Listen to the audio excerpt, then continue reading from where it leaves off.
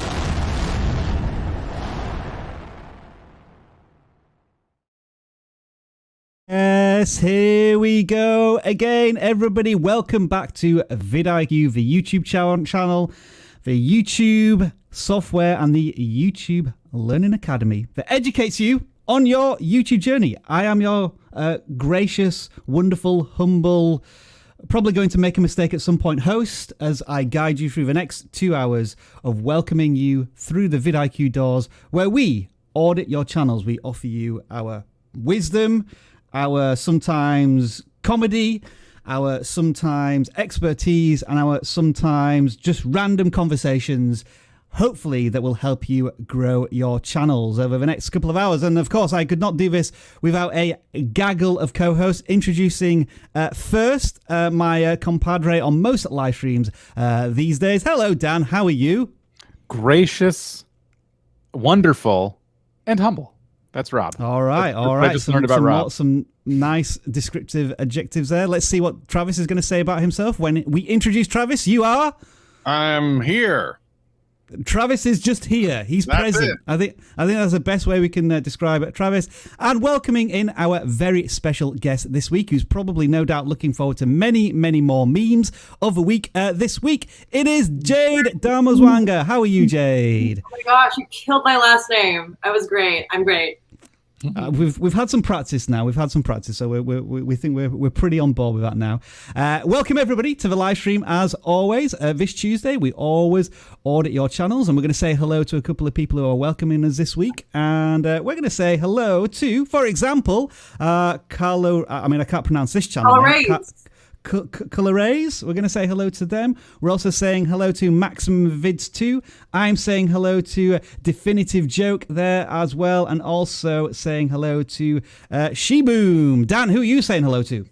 I will say hello to Jonk, Day One Animations, Koi Fish Gaming, Creeper Main, Kid Economist, Amethyst, Sam something. There it goes. And Bori Piano.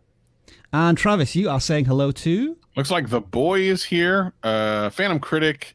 I saw I Like Pizza, HD Gamer and Tech, and Jensen Jupiter. And sorry, Jay, do you have a chat up? Are you able to say hello to people? What's up, SP Bubbles, Toric, Macto, Kid, Economist, Bori Piano, Joe Llama Mama, Cedric. What's up?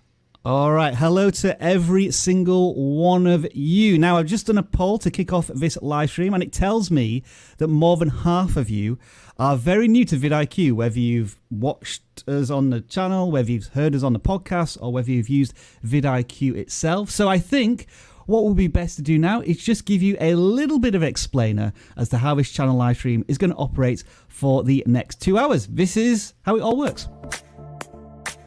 Welcome to the vidIQ channel audit livestream, where we review your YouTube channels. There are 2 links in the description, one for gaming channels, one for non-gaming channels. Make sure you submit every week as we clear the form after every livestream. Channel audits are 100% free, so please don't send us any super chats expecting to receive an audit. And don't waste your time asking for one in the chat. If there are any alternative ways to get picked for an audit, such as memes, we will let you know during the livestream. If we can't audit your channel today, vidIQ has a channel audit tool working 24/7 for you. If you haven't already installed vidIQ, download it now for free. A link is in the description, and make sure to take advantage of our free 30-day trial. If you submit your channel for audit, expect the following. We are sharing nothing more than our knowledge, our experience, and our passion as fellow YouTube creators. It's up to you whether or not you take our advice. There are tons of links to lots of useful resources in the video description. Make sure to subscribe if you haven't already done so. Share this live stream with another fellow creator who may find it useful. And finally, moderators, thank you for everything that you do every single week. All right, let's do this. All right, then the last bits of housekeeping before we jump into the audits. As always, we continue to support the COVID-19 Solidarity Response Fund, so any super chats go directly to them, which is greatly appreciated. As always, we cannot audit every single channel because we get around about 800 submissions every single week. So what I recommend you do is bring up your channel on a second screen if you can do. And when we're talking about fundamentals, be it thumbnails, channel focus, all of the things that we talk about a lot, see how many of these strategies could apply to your channel. And of course, we are not just an auditing service. We have a full gambit of tools that are going to help you grow your channel when we are not doing live streams. For example, this week, I wanted to show you that we have a competitors tool, which while is nice to compare how you're performing against other channels in terms of views and subscribers, what's really useful on this tool is that you can sort out which channels that you are following are performing well right now with video velocity. We know that, for example, in our YouTube education space, Think Media does a lot of content very regularly, and these are all of the things that we're talking about. But we also see Nate on there, and also some content from the Creator Insider channel. Is any of that relevant to us? Maybe we need to make follow-up content. That's something that we would certainly look at. And this is part of the web applications that we have here at vidIQ. So it's not just stuff on the Chrome extension, on the Firefox extension. We have a full web suite of apps where you can look at all sorts of things, including your channel dashboard, all of that weird and wonderful stuff. But with all of that being said, I think it may be time to start looking at some channels to audit. So Jade, Travis, and Dan, are you all ready? Yeah. All right, then, let's get on to the first channel that submitted this week in the forms, and that channel goes by the name of The Goofy Little Monkey. If nothing else, that is a channel name that I will definitely remember by the end of this live stream. We'll start off with, I think, Travis. What are your first impressions of what this channel is up to on YouTube? Let's see. Subscribe for entertainment. Weekly uploads. Goofy Little Monkey. So it's not super obvious what this channel is about. Because there's a little bit of everything. There's a short there. There's a going to target. There's a 100 subscriber play button. So it looks like it's more of a kind of personality-based channel, which is fun to do because you can do whatever you want to do, but very difficult to grow with. I think thumbnails are kind of all over the place. There's some text is used well, and others is kind of. So I like the YouTubers be like, because that's actually a video that is fairly popular on YouTube. If you just kind of Google it, you'll see a whole bunch of videos of that. But I think the thumbnail needs a little work for that to kind of be pulled off. I know what they were going for, but yeah, I think you might want to spice it up a little bit. The white background is a little too plain.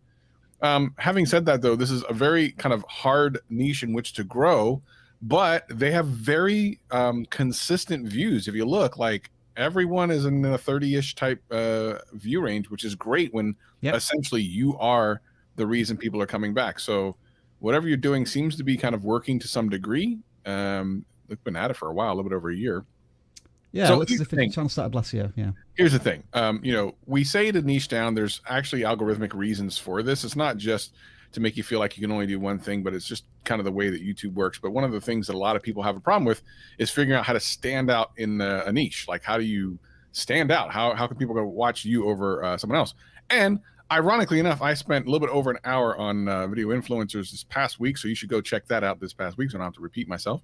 You can just go up to YouTube, put in the search bar video influencers with Benji Travis. I was over there, spent some time talking about how to stand out in your niche. But the one thing I will say is a lot of channels in this kind of subscriber range aren't getting a very consistent view range. So at least you have a little audience going there, which is kind of dope.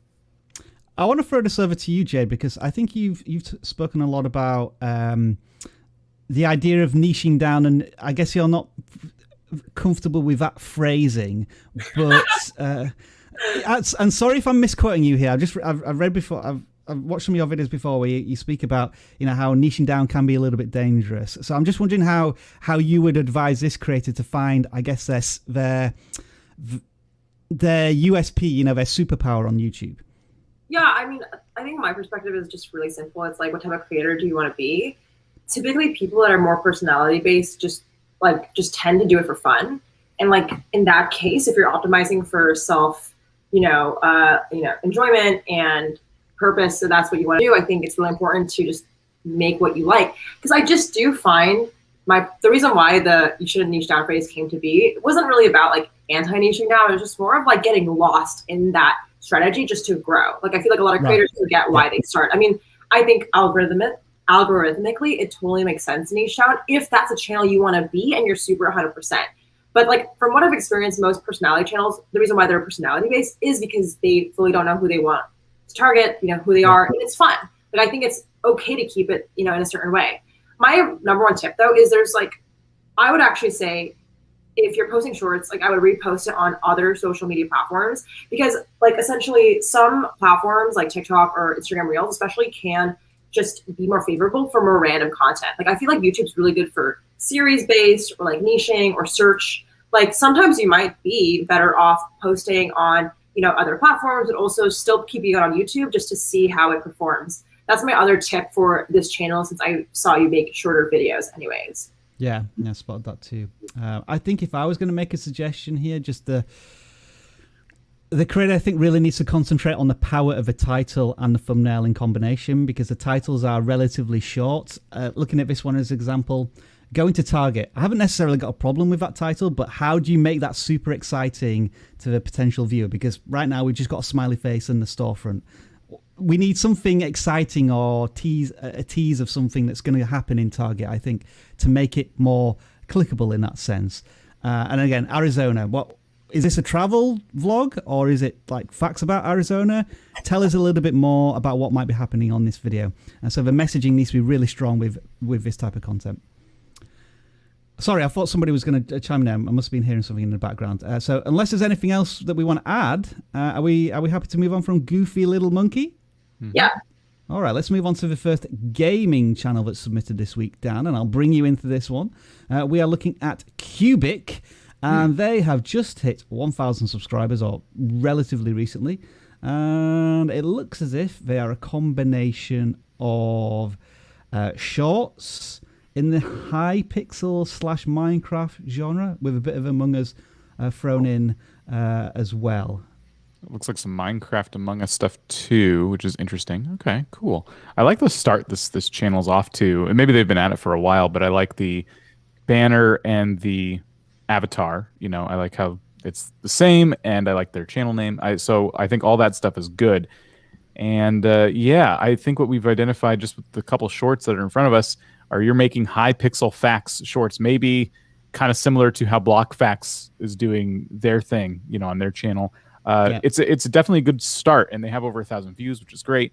So can you continue that? Like, how many of those high pixel facts videos do you have in you? Because it looks like there's a bit of an audience there for that. What I would do is, if you're kind of struggling with it, like, sit down and take a day to brainstorm, different ideas. Maybe it's not that, maybe it's a different type of YouTube short or series of videos. But yeah, I would just be looking at these ideas overall, because Minecraft is is just so expansive, so competitive, and you want to be doing something to stand out. So maybe that's your unique thing. Maybe you are just an expert on the Hypixel server and everything they do, and because you're always playing Hypixel with viewers on your streams, and you're doing these different Hypixel themed videos. So if you're going to go all in on Hypixel, go all in on Hypixel. Taking breaks to play Among Us is going to kind of confuse your audience that you're kind of building, who are coming to appreciate your take on Hypixel. And the fact that you're mixing in the streams with the shorts is good too, because that is definitely how you can grow that watch time and build that audience beyond just people who show up to your shorts and then never really get to know you as the creator. I mean, they could just watch this video, which is 25 weird facts you didn't know about Hypixel, and then just turn them all into shorts. That might be one way of doing it. 25 shorts right there. Yeah. And then the blockage texture pack showcase. So yeah, that was kind of a pivot from the shorts. I just think a strategy is what's lacking here, because as we look at the channel, we could tell they like Minecraft, but it's between streaming Hypixel with viewers, doing some shorts about Hypixel, and then like random texture pack video, and all of them do good in their own right. Yeah, the views aren't bad, are they, generally? I mean, we got this nice little shorts run here, but long form content is getting 100+ views in most cases, it looks to be. Yeah, I think if you were to ask me, hey, Dan, how would I grow this channel really fast? It would be to focus. Now, that's the opposite of kind of what we just talked about with if you focus too much, now you're just boxing yourself into this one niche. But it comes with this benefit of being able to slowly niche out over time, especially in Minecraft where you can do that infinitely. And I think that's really a good place to start, especially in something as competitive as Minecraft. But anyway, overall, the channel's off to a really good start. I would suggest taking the thumbnails on the live streams and making them a little more interesting. I think, it's tempting to just use the same one over and over, but we have an advantage here on YouTube that, other streaming platforms don't, where you can actually put a thumbnail and you can actually make your live stream look presentable to people who may not know who you are yet. And then building up your live stream is going to take making more video on demand content that is searchable and gets people in the door. So all of those things kind of play together on YouTube. Now, let me just throw this question over to Jade for a fairly brief answer. You kind of alluded to this a little bit about maybe what you should do with shorts, putting them on TikTok and whatnot. But I was just wondering what your thought as somebody who's really keen about the creator economy, and now the shorts fund has just started paying out people.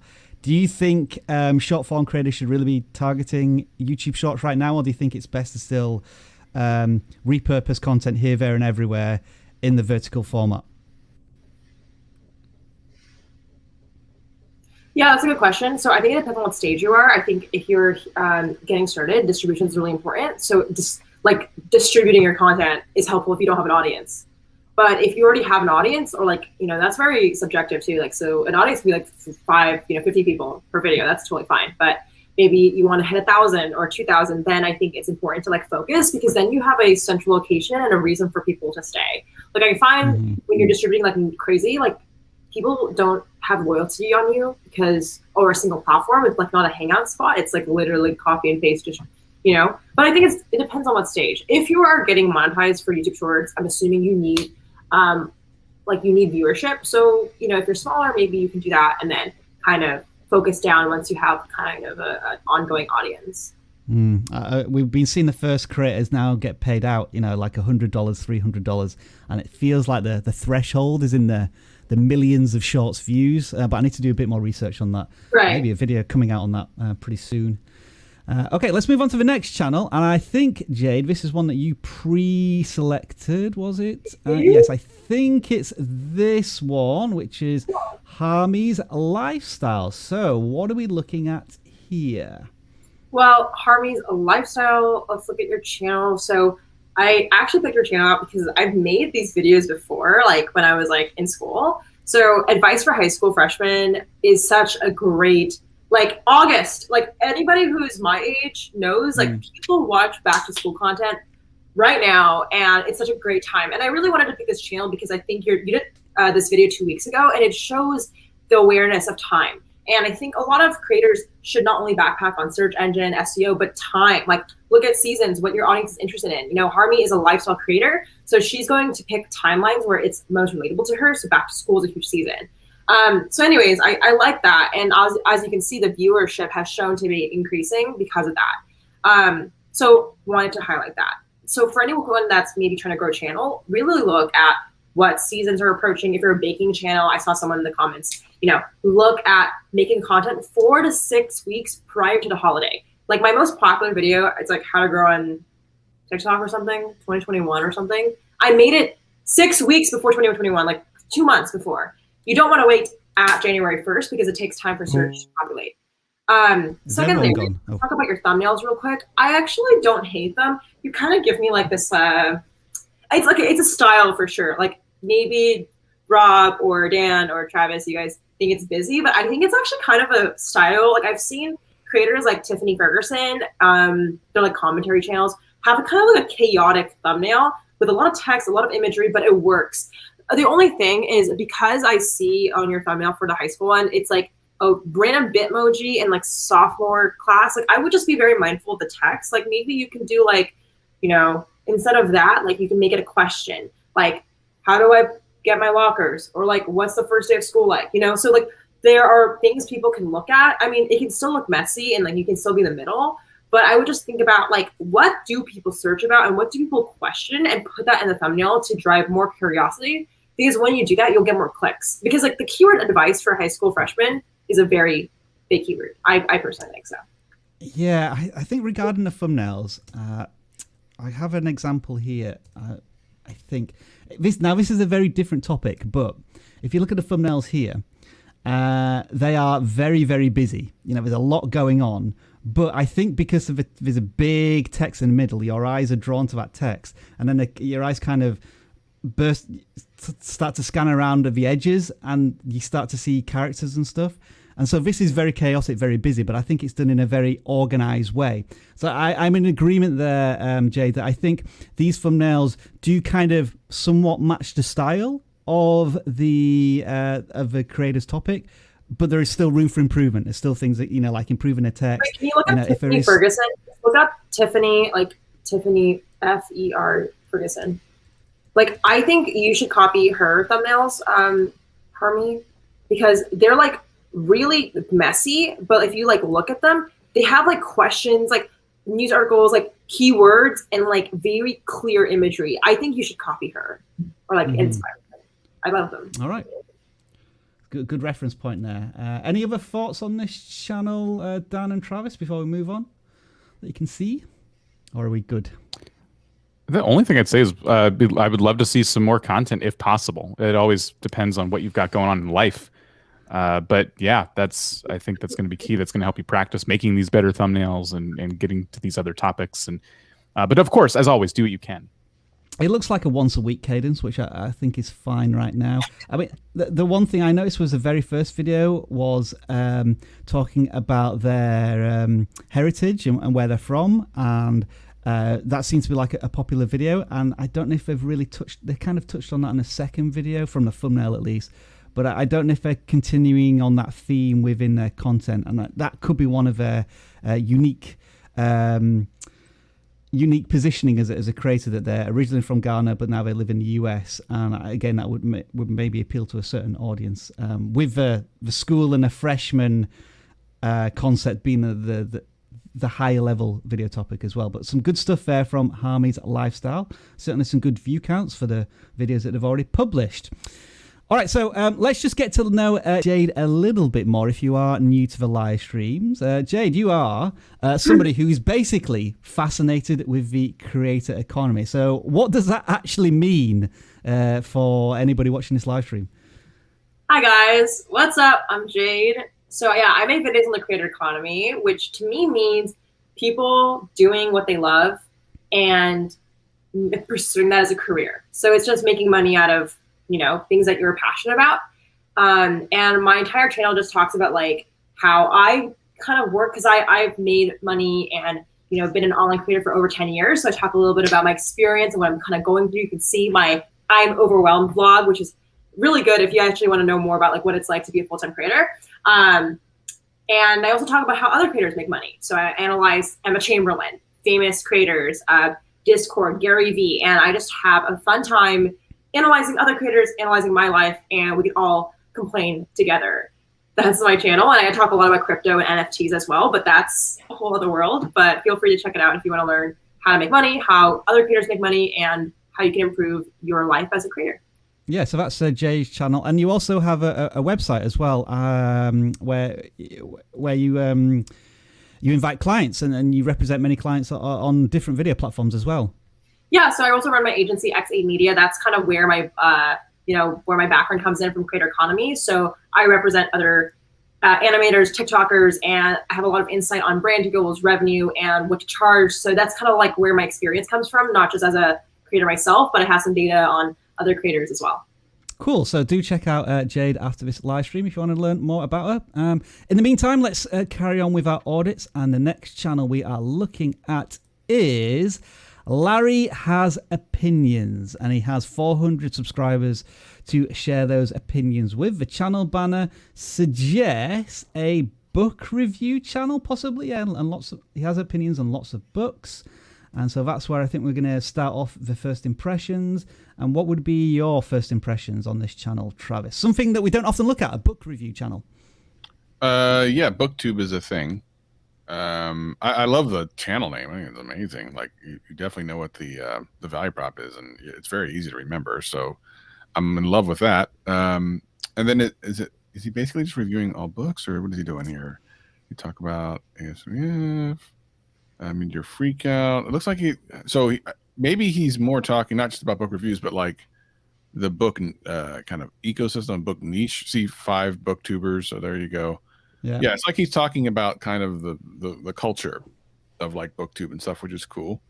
Yeah, let's see, no disclaimers. Yeah, the only thing is so whenever I'm in a niche that I'm not real familiar with, one of the first things I do is I start searching for some of the more popular and successful videos, start looking at the thumbnail style to see if it kind of matches up with what the creator's doing, because every niche is different. But yeah, actually, it's funny that one of his most popular videos is only 2 months old, so he must have gotten some upset. The 3 Body Bomb Trilogy blew my mind. Was that a book? I don't know enough about these.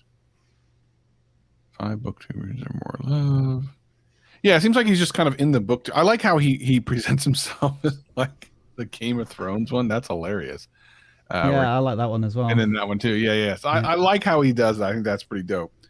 And definitely will make him stand out, because I think a lot of booktubers are a lot more straight-laced, so to speak. So if there's a little humor in there, I think that's pretty cool, as long as the video content itself also matches that kind of tone.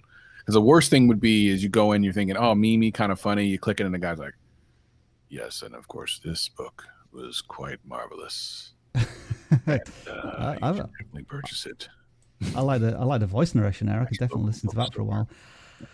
My question I would be asking, and I don't know the answer to this because I'm not familiar with the booktube genre either, is are you able to jump around different styles of books, be it fiction, non-fiction, or like science fiction, drama, Bills and Moon, etc., science fiction, etc., etc.? Because it looks as if this channel is covering maybe all of the books he's interested in reading, as opposed to maybe what a set audience might be interested in. I don't know if you're like we talk about in a gaming genre that it can be tricky to go from a first-person shooter to a sports game to whatever comes next. I don't know if that is as difficult in the book genre.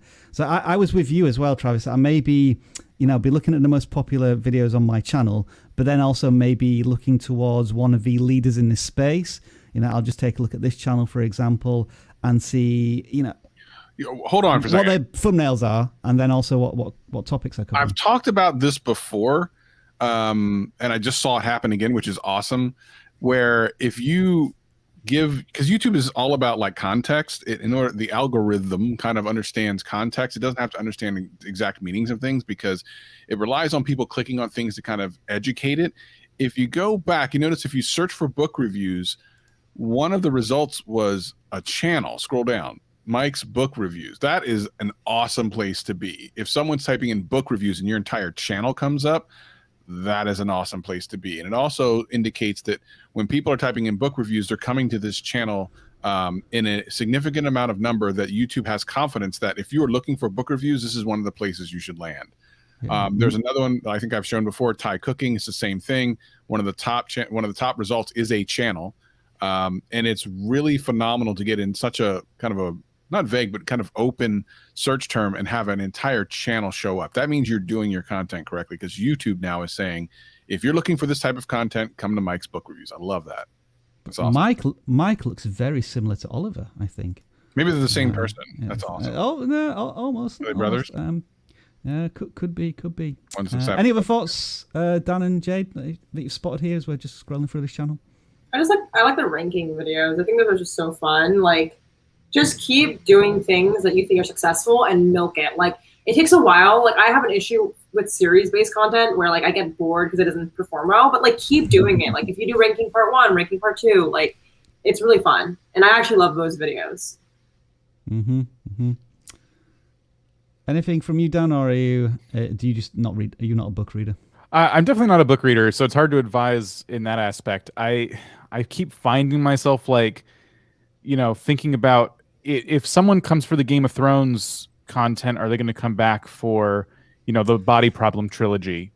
We're stuck in that mindset a little bit, aren't we? With some, some of the gaming channels we've looked at. Right. It's so, but it's a genuine question for me, not knowing the space. I'm not saying you're doing it wrong. I'm saying that I would study the other creators, some of the ones we brought up, for example, and more, to kind of see their journey. Start at the beginning of their channels and kind of go from there. See the path they've laid before you. Don't study present day 1 million subscriber book channels. Study how they were back when they started.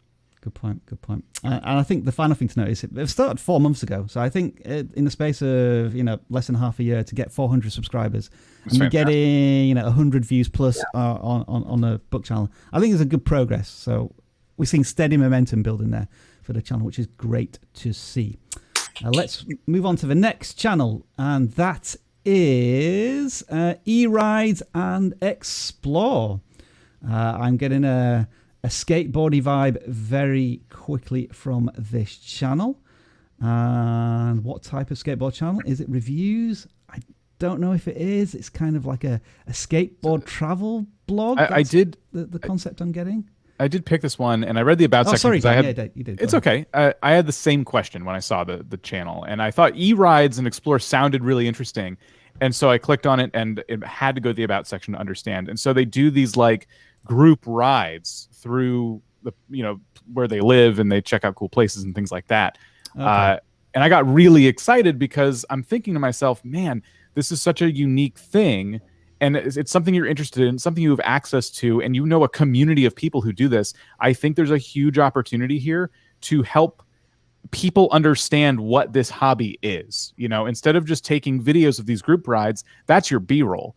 I think you should be making videos on these electric skateboards and get people into the hobby like you, because there's probably people out there interested and they're not exactly sure where to start, what the costs are, what, you know, where they can ride. So I think you were somebody who has this wealth of knowledge, and I think you could put it to greater use on your YouTube channel. Lots of consistent content. I'm encouraged by the perceived size of the channel and the view counts. They're all above subscriber size, so it looks as if touching a new audience every single time. Do we have any most popular ones? Any breakout content? So no, it's generally all consistent stuff going on here. Thumbnails, all kinds of stuff. I think you could stream from this, like as you're doing these rides. You could like do a weekly live stream, like while you're. I mean, it's so cool stuff like this, and I think a lot of people could, you know, get into it. I think that there's this other argument as well with making live streams, longer form content. I think you should actually make more shorts. Like literally take the top 10 trending songs on YouTube or new music, add a 15-second clip of the coolest like vibe, and just add a song. That's it. Like I've literally seen on TikTok, Reels, and YouTube Shorts, just like vibe videos. It doesn't even need like explaining. It's just because like the shots are so interesting, and people like, because there's a skateboarding account that just is their homies like skateboarding, and there's no, you know, tutorial keyword. It's just the vibe. And I think you could just make 15-second content like that, and maybe then have the longer form video linked for the description box. Yes. If you want to see the rest of it. Rob, I'm noticing one issue as you pulled up this video. Everything Jade said, by the way, is like genius, because YouTube today just started ad spend on shorts. I saw an ad on YouTube where they literally show people taking popular songs and then taking their dog doing something funny and just creating short after short. I wish more of these frames would load, because I'm worried this creator me too. is taking the shot from like a helmet cam and it's pointed up too much. And I wonder if all their shots kind of look like they're looking up at like the palm trees too much rather than like what's in front of them. It's hard to tell. You gotta. It looks okay, I think. Yeah, I don't know why it doesn't stream whenever I'm streaming myself. It's quite frustrating. The hamster in your router died. No, it's not. I'm plugged in. I'm wired. But for some reason, StreamYard seems to steal all my bandwidth. But yeah, I think that almost repurposing of content and getting. I like the idea of a vibe. You're just chilling, you're riding. You put your camera down next to the wheels rolling. I think Casey Neistat used to do this in an amazing style on his hoverboard, and he can kind of almost recreate that, but as shorts with popular music. Sounds like a really good idea to me. Yeah, Jay, that was the perfect way to describe it. Like vibe. It's just a vibe. Yeah, vibing. We're vibing. Next channel we're going to look at here is. I'm just trying to work out on my list. We'll go with Tech Tribe here. They have just cracked 2,000 subscribers. And I think, Jade, this was another one that you pre-picked. So what are we looking at here? Okay, so I picked this channel because there's a shortage of technical content on YouTube that's interesting and fun. And I think, I'm looking at your shorts, AI program beats reaction game. Like it seems a little bit like entertaining, as technical as it is. And I just think this is such a huge need because like most coding and technical content is like how to do this in Python. Like this is cool. So you're doing really good on views. I know you just uploaded 2 days ago, but it seems like all your videos are around 100 views with some breakout content. So I think my advice is really to. Okay, so there's a channel I wanted to take a look at. My friend, can we search Ben Awad? BenWad. Sorry, I can't spell for shit. Okay, Ben Awad, like Awad. Yeah. That one. Okay. So he makes coding content, but it's all like vlogs, and it's all about like if you just take a look at it, it's not how to code. It's all stories. Like I would almost like figure out a cool way. And the engagement's insane for like a coding technical channel, right? So like, for example, you can try to figure out a series. Like for him, he has something called Doge Vlogs, and it's him coding his next startup. So for you, maybe if AI reaction is really cool, you can do like a couple like series-based content.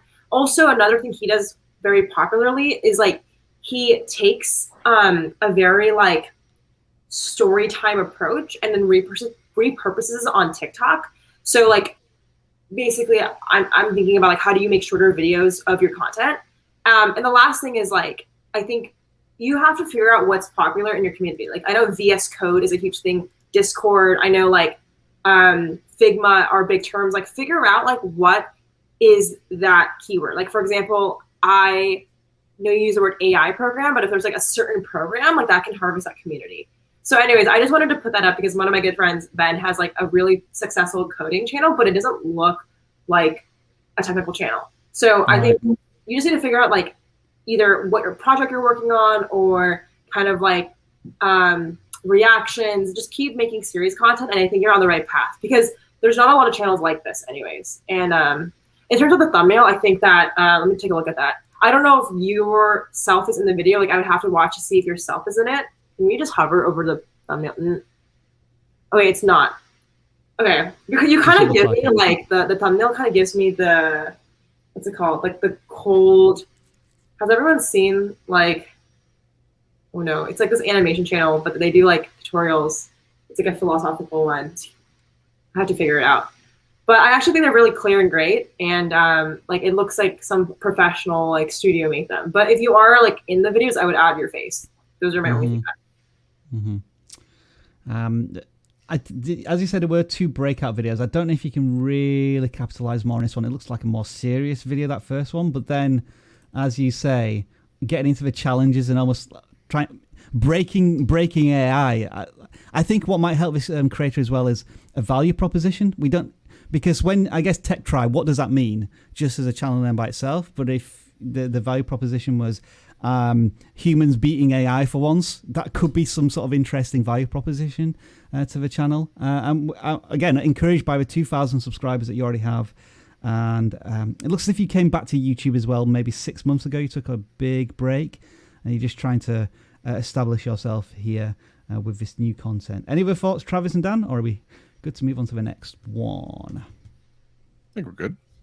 Yeah, we all good. All right, let's move on to the next one. And this is going to be a Twitter submission. As every single week, we ask our Twitter community to answer a question or make a picture, etc., etc., etc. And this week, for some reason, Daniel wanted to know what video I should make if it had nothing to do with YouTube. We had lots of answers. I'll maybe go through some highlights later on. But the winner was a real flock who wants me to list my favourite Star Wars movies in order and describe why he likes them and dislikes them. So I may do that after this audit, but let's audit the channel first. The real flock looks like this. They have approaching 400 subscribers, and they look to be a channel very similar to us, a YouTube education channel with tips, guides, and tutorials. And just on the surface level impression of thumbnails and like the titles and the focus, it all seems to be in a good place for me. Didn't we do this channel a while back or no? We may have done. We may have done, because I think we recommended that they needed to unlist or private this video. Right, yes. That's what I remember. That might be what's damaging the channel, perhaps. Yes. And they still haven't done that, so maybe that's why they haven't had their big break just yet. Yeah, it's one of the channels, though, thumbnail-wise and everything, and kind of titling-wise, it does seem to be kind of punching above their weight class, so to speak. Definitely looks like a much more professional channel than a under 400 subscriber channel, which is good. You need that because when you're trying to explain something that you can't necessarily prove, for example, how to grow your channel when you're still growing, you need to at least look better than the part, which also means sometimes documenting your own success along the way. You can't say, hey, here's how you get your first 1,000 subscribers when you haven't gotten your first 1,000 subscribers. But you can say, this is how I got my first 300 subscribers in 90 days or whatever that is. So that is just as valuable as, talking from the top down versus kind of being along the journey. And I think I remember talking about this because they weren't necessarily doing YouTube informational stuff. They were doing a little bit of like streaming and social media and stuff, and then kind of have recently more gotten into YouTube growth. I think that's such a huge thing. Like, I think more channels need to focus on, like, no one needs to be an expert channel. If anything, I like watching channels that are like, hey, I don't know what I'm doing, but I'm figuring it out. Like, I have this series on my channel where I just talk about everything that went wrong this week. And like, it does really well in terms of viewership because like, sometimes people are tired of getting taught and they just want to see you mess up, right? Or like just talk from a place of like, I'm figuring this out and I don't really know how, but this is at least what I've learned. How to get 100 subscriber videos, or like, they do really well. Like, everyone do. So I would recommend that as well. Maybe that should be the title of my next video. Ironically, vidIQ's videos at the top of that search, which is hilarious. I actually like that. I think there's something to that, Rob, as like a title or something. Like, when you said that, I'm like, that's an interesting. Oh yeah, I mean, I'm an idiot, and I still got 100 subscribers. Maybe that type of vibe. You're almost preaching to the crowd that really doesn't have a clue what they're doing.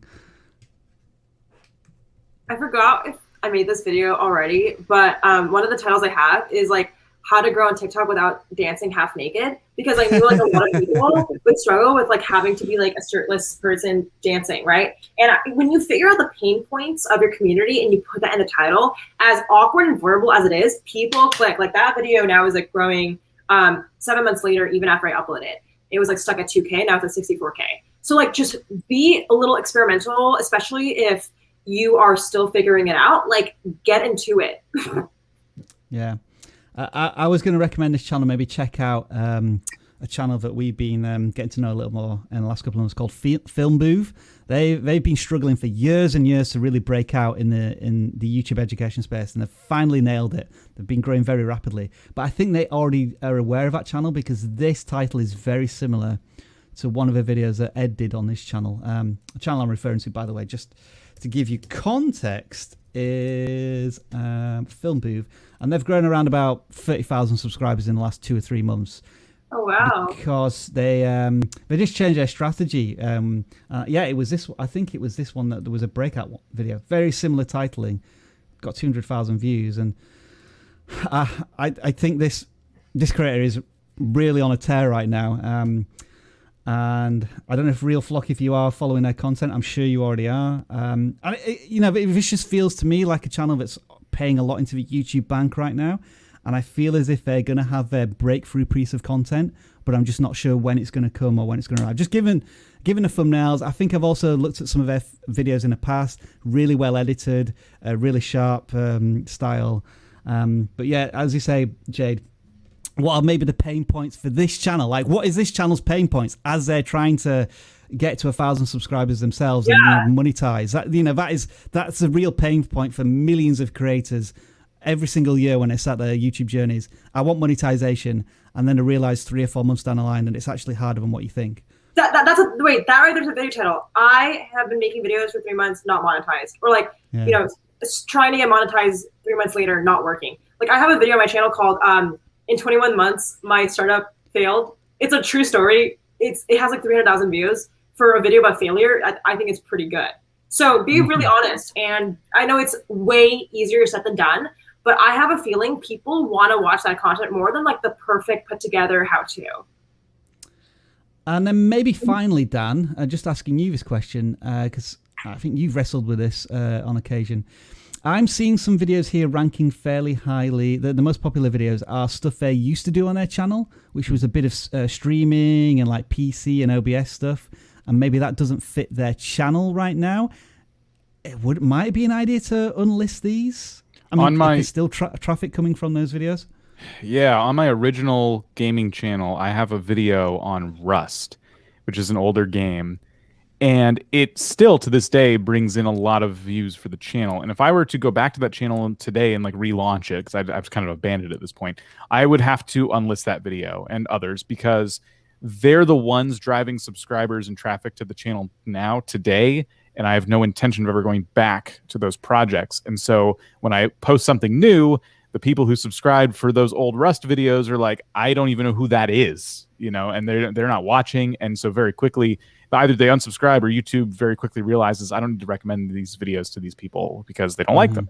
So in this case, if you're doing all of these, get better frames and things like that, and people are like, this guy knows his stuff, this is awesome, and they subscribe only to find that you're only doing YouTube growth now. Well, people want better frame rates whether or not they have YouTube channels. And so they're probably like, nah, I'm really a YouTuber, so I'm just not going to watch that. And there you go. So now you're gaining subscribers and views from content that isn't going to be recommended to those people. Right, to answer the question, I'm going to go... It's a toss-up between Empire Strikes Back and Return of the Jedi. I think Empire Strikes Back is a better story, but Return of the Jedi is more fun. Then I will go, again, with a toss-up between A New Hope and The Force Awakens. And then actually, here's a shock. I actually didn't mind The Phantom Menace. I thought that was all right. And then the rest of them, those being... God, help me out here. What are the other ones? 2 and 3. The Clone Wars, Revenge of the Sith, those were appalling. And then Rise of a Skywalker and Episode 8. I didn't think they were very good either. So there, that's your answer. I'll answer some more questions if I have time. But I think what we need to do now is we need to get our meme of the week ready. So I'm going to put Jade full screen here. So what you're going to do is if you can take some screenshots of Jade right now. Jonk, if you are listening, you have about 30 minutes to do your animation as usual. Take some images of Jade right now and then send them to Twitter with the hashtag channel audits. We will go through this in around about 20-25 minutes and we will pick some of the ones that entertain us the most. Thank you very much, Jade, as always, for volunteering for this. Excellent work on all of the Sean Cannell ones last week. All right, next channel we're going to look at here is Poke Art. And Travis, you picked this one. And I think when we both looked at this channel, we both put our hands on our chins and went, interesting. I think it's Pokey Art. Pokey Art. Oh, yeah, there you go. Come on, Rob. That's me and my channel pronunciation as well. Look, it's on 2 lines. So that's why I said they do need the little thing over the E, though. Yeah, the little accent. Yeah, good point. The reason I picked this, well, I just thought it was interesting because it's art about Pokemon, but it wasn't clear to me until actually I scrolled down just like Rob did. That second line, you can see kind of the Pokemon colors in the text. So I think maybe it would make sense for these kind of newer videos to follow that same color science in the thumbnail, because there's something that reminds you instantly of Pokemon when you see that yellow and the yellow and blue text. And that was millions of dollars worth of R&D and marketing put together to figure out that that's going to trigger kind of the memory of the brand. So you might as well leverage it. It's one of the things that, you know, when you're doing content about brands or something, you should be, as much as you can, leveraging their marketing. I mean, it's already in the zeitgeist. You might as well go ahead and get a little piece of that. But yeah, so it's really interesting because they're just drawing different things from Pokemon. I think I'm not super familiar with Pokemon or any of this stuff specifically, but it was really compelling to me because it was very specific. They have fan requests, and which, by the way, could be like a little side business too. You never know, right? Oh yeah. Yeah. So, go on. Sorry, Dan. Were you gonna chime in? No, I was just agreeing. That could be a whole thing. So when I look at these thumbnails, the concept I get here is that you're combining maybe two Pokemon characters to create something completely new and unique, or are they just showing the level up process of a Pokemon? I'm not entirely sure on that point, but I think it's a really interesting concept. I think the fans are requesting, what would it look like if you put these two Pokemon together? And Right. The problem with that is nobody's going to search for daily fusion request. Yes, exactly. Yes. But you could still say, I combined so and so and so and so, and here's what happened. I think this needs to be less about the community in the pitch of the video. I mean, once you're in the video, you can say this idea was submitted by blah, blah, blah, blah, blah. But I think for a general Pokemon audience and our audience, you want to be really, I guess, hitting their touch points on what they're going to find interesting. Sorry, go ahead, Jade. I heard you wanting to jump in. Oh, I know. I was just saying, like, that is a really good title. Like, take notes of that. Like, keyword plus keyword, I combine this will happen, right?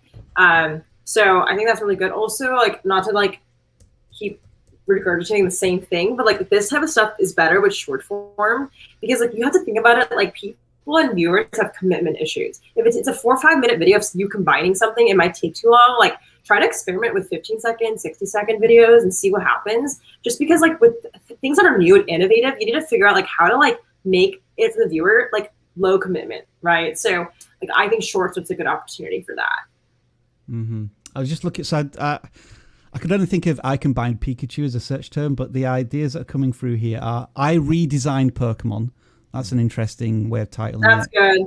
That's good. Combining Pokemon with another one, Pokemon Fusion, so you're kind of almost there with that titling.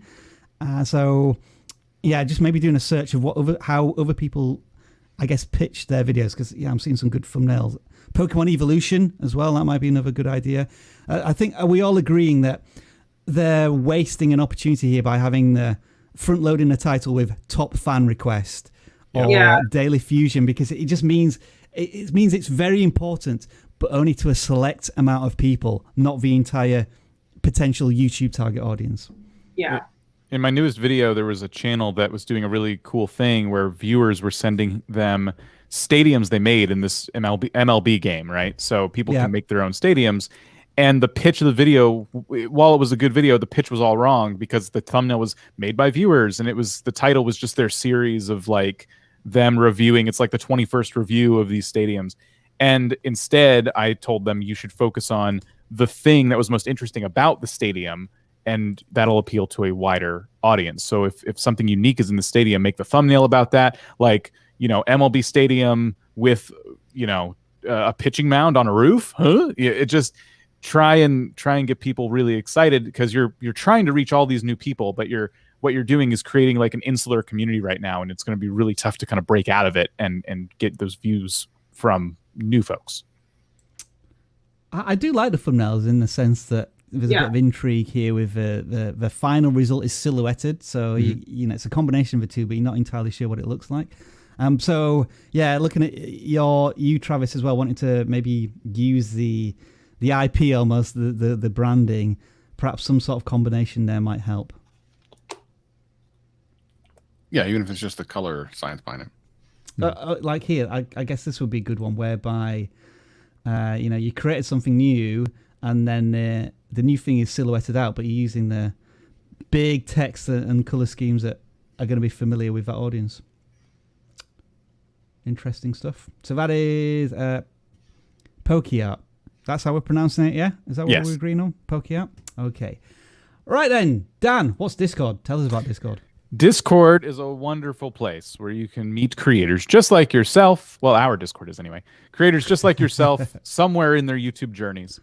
And that's what's so awesome about it, because you're going to have access to all these different people at different parts of their journeys. And people come here to share advice with one another. We're on the thumbnail review channel right now, and we're seeing, can anyone tell me which thumbnail is better? And they've pitched 2 different thumbnail ideas, and already people are starting to give them different comments about which one they feel they should use.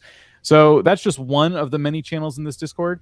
And what happens is, if you are somebody who's contributing to the community, you could randomly get picked for a channel audit, which is what has been done right now. So this person doesn't really know we've picked them for a channel audit, and it's AJ Digger. And they are a drone tips and tutorial. Well, drone tips, tutorials, and more. What does more mean, Travis? Nothing. Nothing. Yes, that's the answer, isn't it? Never means anything. It means anything, nothing, and whatever you want it to be. I couldn't think of what else to put after "and" is what it really. So but I think it's a great idea for a channel. Like that's awesome. Like drone tips and stuff. You see a lot of like drone reviews and stuff, but you rarely see like tip channels, which I think is cool. It's just unfortunate that I think the thumbnails are letting this channel down, because if you're buying a drone for aerial photography, thumbnails, I mean, that's number one, man. Like you gotta up your game on some of this. If you just look at reviews of certain drones, some of these don't kind of measure up. So I love the concept of the channel, which sometimes is the hardest thing, but your next thing to really concentrate is your thumbnails. We say this all the time, but it's more important for certain niches like food, photography. Like you've got to be next level. Makeup, like those thumbnails have got to be on point. Otherwise you will not be able to compete. So we do a quick search, and this is, I guess, the best of a competition in terms of, very simple top drone tips, style thumbnails. Yeah, I mean, it doesn't have to be overly complicated, but it does have to be better than what you've been putting out lately. So, you just have competition that you need to be able to beat, because if you think about it, and again, most people think, oh, what's the algorithm? Forget about algorithm. It's a person clicking the picture, right? Who's going to pick, one of these over what we just saw? It's more likely that they're going to pick one of the other ones that we saw there versus one of these. So just something to consider. Seeing some spiky views here. Some videos are getting hundreds, sometimes thousands of views, and then we have the occasional one there. Is that short? That's 12 seconds. So have they experimented with shorts a little bit there? I'm just wondering why this one only got 30 views. And I'm wondering, is it because each of these videos need to maybe focus on a particular drone? My assumption is when somebody's looking to... They're usually making purchasing decisions of looking how to fly their specific drone in a better way. And so including DJI, Mavic, whatever, I think is going to be more of an intrigue, more clickable for the viewer, or something very specific like battery saving tips. Yeah, 100%. You definitely are leveraging additional brand recognition if you're using the drone that you're using. So I know you're probably trying to hit more people with drones, but it's fine. It looks like you're using a DJI, which means it's pretty much one of the leading drone manufacturers in the world. So you're okay leveraging that in the title. Yeah. I just thought of my most popular here to see what really pops for this channel. A typical listicle hidden secret features for a particular drone that did well. What else I'd be making this. I'd make this channel a lot more. But sorry, we did more secret features. They did follow it up right there, and that's another high performer for the channel. But go ahead, Dan. Sorry to cut you off. Yeah, sometimes it doesn't feel like, when you were on the other view, it didn't feel like the channel was really about the drone, but these videos that have popped off really do feel like they're all about the drone. So 5 hidden features, 5 things I love about the DJI Mavic 2, 5 things I hate about the DJI Mavic 2, 5 things we need in the next DJI Mavic, in the 3, like listicle, just make it all about the drone, and then, B-roll those pretty shots in there from all the different places you're taking it. Yeah, I guess there's a tension here between getting the best use out of a particular drone model versus getting the best out of being a droner, the best shots footage cinematic. That's not necessarily focusing on a particular model, but it's the concept of, aerial photography. And maybe those are the videos that aren't quite resonating as well with their audience. Like 5 tips to get cinematic footage has some cinematic footage with text over it. And I think the better draw would have been no text and just the most gorgeous shot you got from that video as the thumbnail. And that thumbnail is going to play well to the title, which is teaching you how to get these cinematic shots. And I'm wondering, what would happen if you added with a DJI Mavic 2 Pro? You just added a specific model number. Right. Would that make a significant difference? Again, certainly things to test there for AJ Digger. I think what we should be encouraged by as well is the channel size versus when they really hit it with their audience. The view counts are, again, well above their subscriber size. So they're touching new drone audiences when they make the right content for their channel. Rob, we should reintroduce Jade one more time since we're at the top of the hour. And then probably, I'm sure she wants to look at 1 or 2 of the memes before she goes. Yes, memes. All right then, Dan, Mr. Host. Right, hey everybody, it's the top of the hour. Welcome to the Channel Audit live stream. Sorry, it's only because you didn't see the private chat.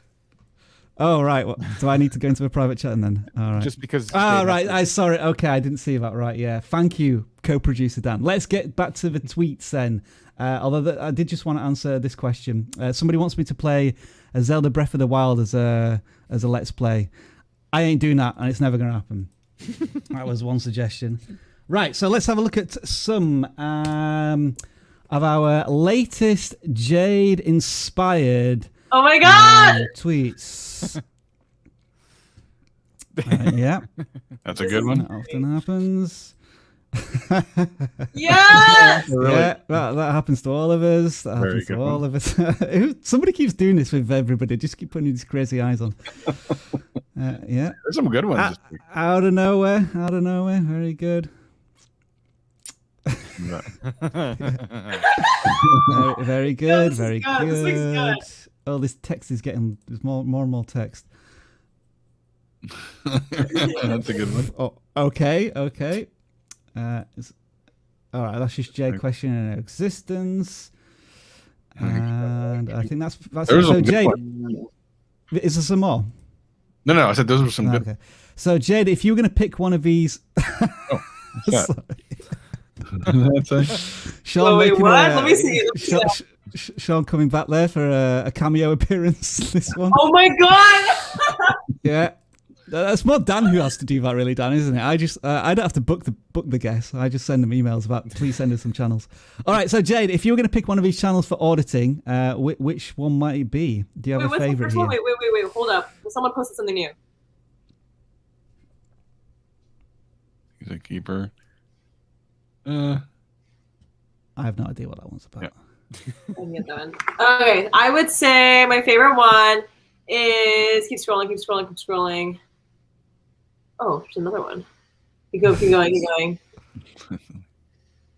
I like that one. I like Trapper. Trapper's funny. This one here. All right, so Trapper, have you got your channel? Yes, you have. Thank you very much. Let's have a look at Trapper then, who's actually called Slobbermonk, which is a brilliant channel name to say. I love it. Slobbermonk. What have we got here? Funny game development. All right. Oh, wait, this is cool. Yeah, that's your channel, Jade, since you chose it. That's yours to do before you leave. Oh, okay. I actually think this is so interesting. So do you talk about, I'm assuming it's about, game development and, I don't know, multiplayer, making your avatar cool.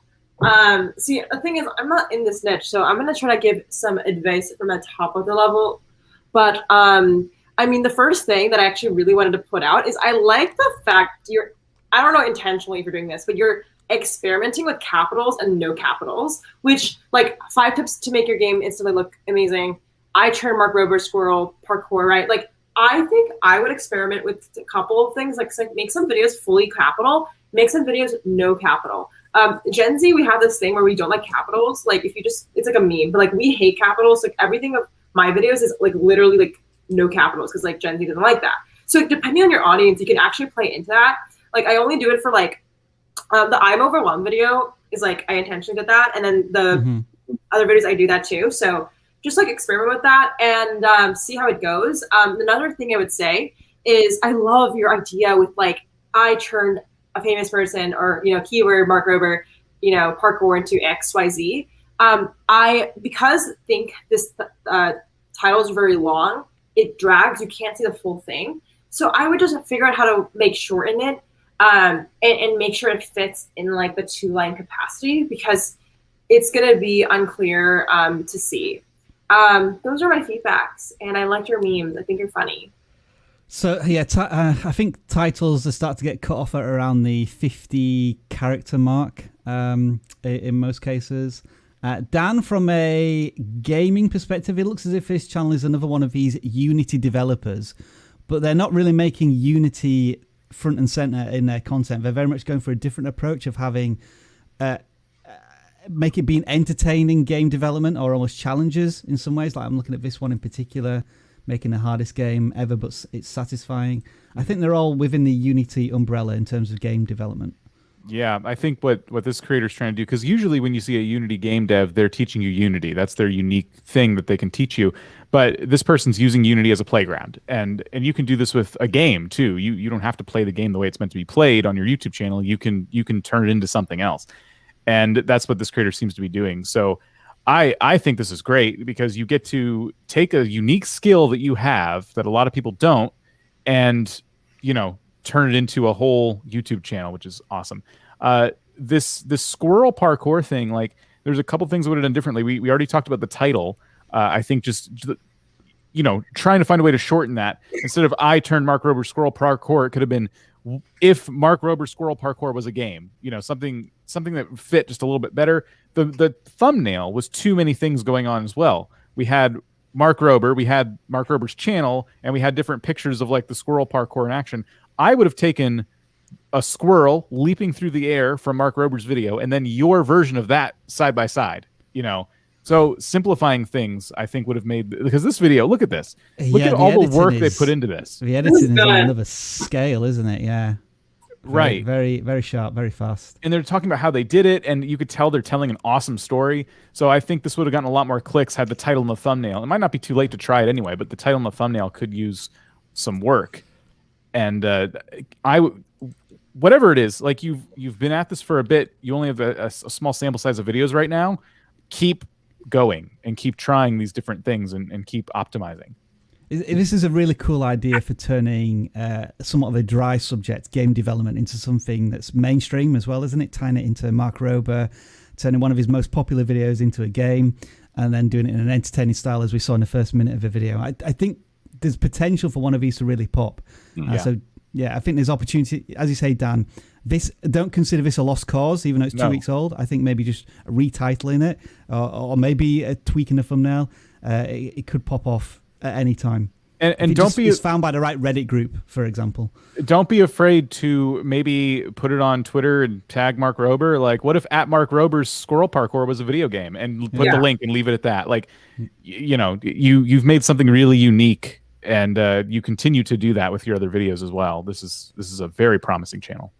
So that is Slobby Monk. All right, Jade, is it time's up? Time's up? Yeah, thank you guys so much for having me. Let's just remind everybody where we can find you, which is your channel name, Jade Damazwanga. And it's Damazwanga. I was joking. You pronounced it wrong. Sorry. He did definitely. Damazwanga. Sorry, I do apologize. And what's the website again? To check out. My company is called x8.media. If you'd like to check out me there. I also make vlogs about X8 Media. So check out my playlists, business vlogs, and you can check out more of my life there. Thank you very much, Jade. I will send you the memes of the week as always. Thank you guys. Bye. See you, Jade. All right, then. I suppose we've got a bit more time then to maybe look at these things. This was another one of the requests of a video that I might want to make. What is the strangest thing in your house? Very simple. The wife. Next channel to audit, then we are looking at Treasure Trail. What do we have here? They've got 2,000 subscribers.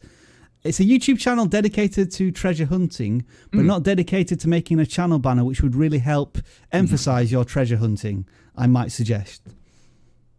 Yeah, I don't disagree with that. I like the font though. The font's right. Yeah. Feels almost pretty. I think it would have been cool, even if it was just little like hash marks, like indicating a trail, and then like a little X, like even something simple like that. Yeah, it's like a little dotted trail going across the bottom, and then finding something at the end of a channel name. A lot of shorts here.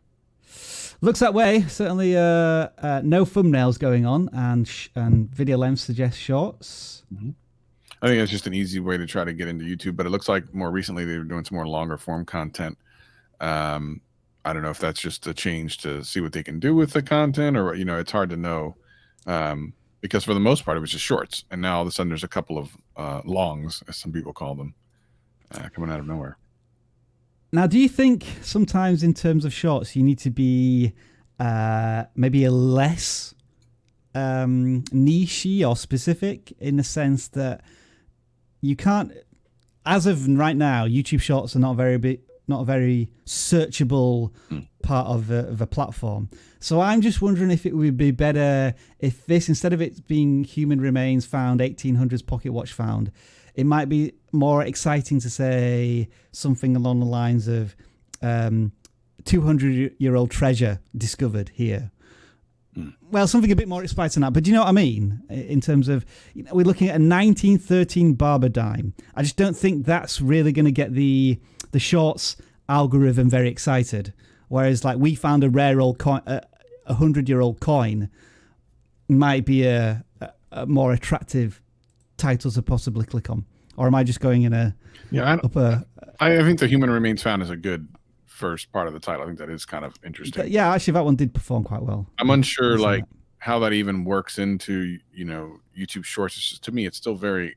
I guess I haven't really deep dove into the algorithmic portion of Shorts, but I mean, if you're looking for just general advice, yeah, I think that you put the strongest part of the hook first, so that anything that's maybe SEO related gets kind of pushed back a little bit, because as an SEO practice, YouTube can read the entire title, whereas humans can only read up to the truncation. So it just makes sense to hook them if you can. I mean, it's just there's some very spiky views on the shorts. You got 200 there, 200 there, 300 here, and then there's some that have just got 20, 40, 50. Yeah. Because I saw they were restoring old cans, which I get how that's similar. It just, is that to the shorts algorithm? Is that the same kind of content, or is that something else? Restoration versus travel and discovery. I like consistency when it comes to shorts in the topic, and that's only because of looking at a channel like BlockFacts, right? Like, we saw what that got for them, being hyper focused and consistent. I do think, though, that you can make shorts about anything, and I think on their own they could pop.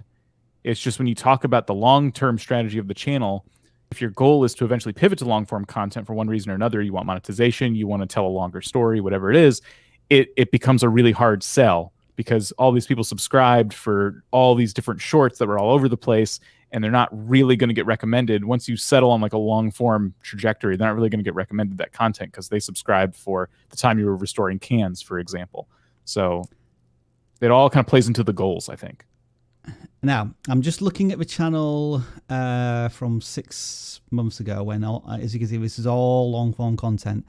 I think they were maybe publishing one video a week at this point, and the view counts were fairly steady and strong, 1,000 plus on most of these videos. And then they decided that they were going to do what looks to me 6 or 7 shorts per week plus one video. And it looks to me, just on the face of it, that this looks like an example of where the shorts are actually really harming the channel and their audience. Like, I'm guessing that people were happy, in terms of a watching habit, they were happy to watch once a week. But then when the channel started posting every single day and they weren't watching these shorts, then the long form content wasn't being recommended as much, because as you can see now, the long form content, we're looking at views certainly under 1,000 in most cases. So I would be thinking here of just maybe taking a break from shorts for a month. Just given where they were, you look at the view counts here, thousands, just under 1,000, and now they're not getting that from their long form content. It feels to me as if the shorts are, in this case, are damaging the channel. You know, purely from this perspective of looking at the view counts as we're going through the channel. I don't know if that's the same for in the back end. Is anyone going to agree with me here or disagree? I'm curious. I tend to agree. I think that judging by the content the way it used to be, the channel was doing a lot better. And I think the problem might have been going all in on the shorts strategy there. But it could be that they got burnt out of making the content they were making before too, and needed to do something different. See, the view count's not too bad for the last month. Whoops. Let me just sort by most popular. Is this maybe one thing that's bringing in loads of views? Potentially. It's difficult to say from what they've got on here. I don't know if any of these have popped recently. Was it that? That's not a. That's a trailer for the channel, and I don't think it's a shot. Yeah, some content decisions to make, I think, for this channel going forward. That is Treasure Trail, and what we're going to do now, I think, is some shout-outs. So this is where channels have submitted, and we're just going to say a quick hello to them. Maybe where they are on their YouTube journey, point out one thing, but it's not necessarily a full audit. We just like to shout out some channels along the way. And so the first shout out, Travis, I'm going to throw to you. If my screen works, who is this? Cygnus Gamer, who does videos about things in another language, which is awesome. Really good thumbnails. Some colorful stuff going on there, some animated stuff looking like some video game looking stuff. It's awesome. Rogue Company seems to be their fixture. Have you come across this game before, Dan? I assume it's a video game. I know it by title alone. I think it's been around for a bit, but that's all I really know about it. Looks of it as if this channel's found a niche, certainly in their language for the game, because the view counts are very, very healthy. So just keep it up. Unfortunately, we can't quite tell what the titles are, so it's difficult to suggest anything specific. Dan, I'm going to let you say hello to Cycling in the French Alps. Very clear channel name. We know exactly what we're going to get. I love that. Adventures, tips, inspiration, stunning scenery, product reviews. Interesting. If we were to give one piece of advice, I think that given the French Alps is pretty gorgeous, they're not being featured enough. I think the text is kind of overtaking otherwise really nice imagery. I have a question. Do you think this channel has almost handicapped themselves in being too specific? Because what I fear is that this channel's audience is going to lead to seasonality. When we're coming into the summer months, when people are searching for the Tour de France, I feel as if this channel is going to get a lot more views. But then when we go into the winter time and whatnot, just the channel name alone might put people off a little bit because that's something that they can't do right now. Or am I overthinking the channel name here? It could be. I think the question this creator needs to ask themselves is, if I'm cycling not in the French Alps, is your content still relevant to me? You know, and if so, maybe the pitch needs to change a little bit. Yeah, I'm looking at they're doing some challenges here, I think, from when the Tour de France was on there. And they had some success maybe a year ago as well. But yeah, is this channel, forgive the pun, spinning its wheels a little bit? Silence, absolutely. Don't I have that somewhere? I do somewhere. There it is. Yeah, thanks.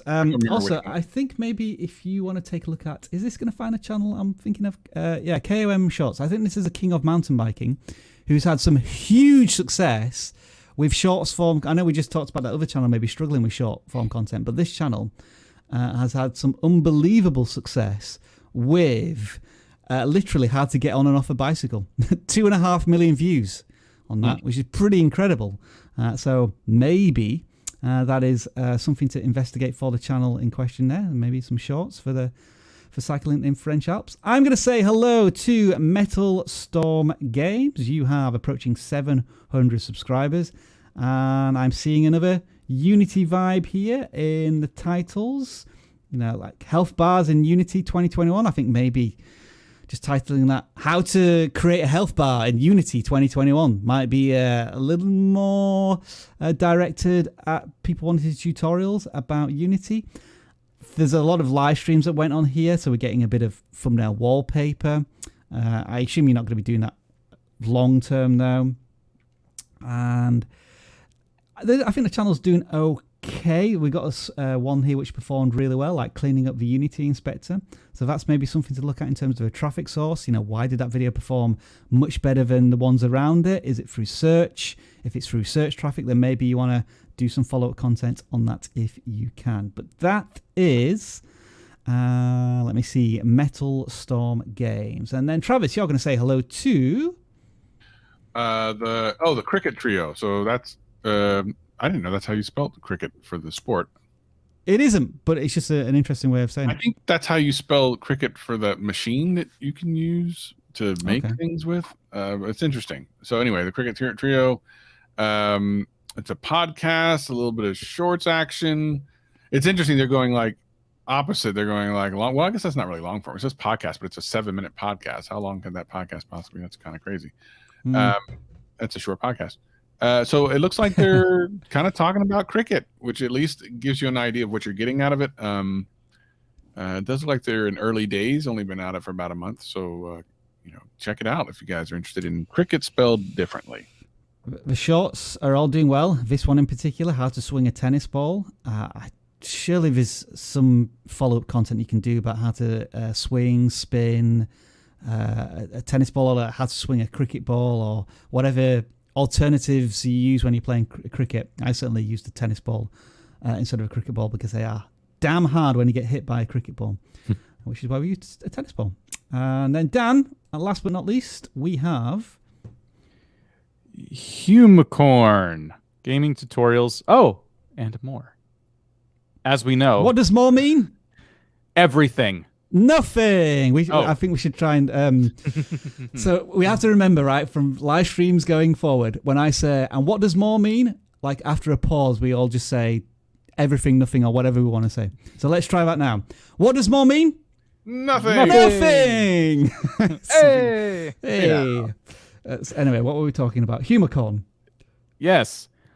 So my advice for you is gaming being how visual it is. I think you should be trying to reimagine your thumbnails, because your thumbnails, while they're colorful and bright and nice to look at, are not really screaming video games to me. And that's the problem. If you're going to be a gaming channel, I think you should use the imagery from the game, make it known to the fans of that game that, hey, today you're going to see a Slime Rancher 2 video. Today you're going to see a Dark Deception video, because the logo is just some text. It isn't quite enough. And I would encourage you not to use the logo of a game, because it's going to be recognizable to the audience who plays that game. You don't need the logo. You don't need the Minecraft logo if you have a Minecraft character or Minecraft scenery. So that's going to be my first suggestion. And my only one, because it's a shout out. Yeah, Dark Deception seems to be a game that they're picking up some traction with, but I'm noticing this could be trolls or whatever, just people randomly disliking your videos. But is there a pattern here? Is there a reason why this is? Is it controversial content? Are you not delivering on value? It could be one of a number of things, but when you see it on all of your videos, we're just asking the question, why might that be? And so that is Humicorn. All right. What was the next question I had in my Twitter feed? All right. So I'm going to do a video on how to teach my favorite homemade meal. It's very easy. You get some soup from the local supermarket. You put it in the microwave for 1 minute, 20 seconds. Then you stir it.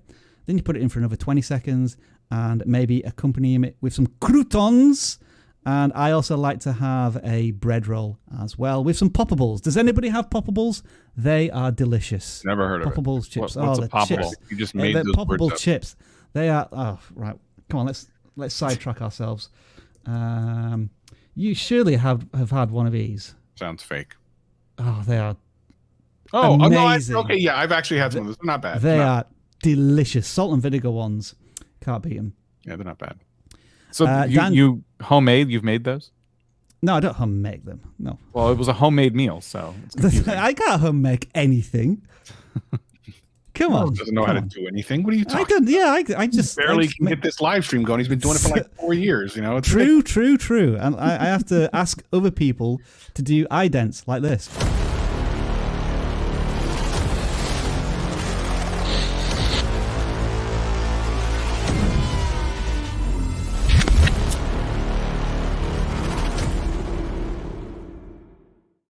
Is that the first time you've encountered that, Travis? I love that. That's awesome. Pretty cool, isn't it? It's pretty cool.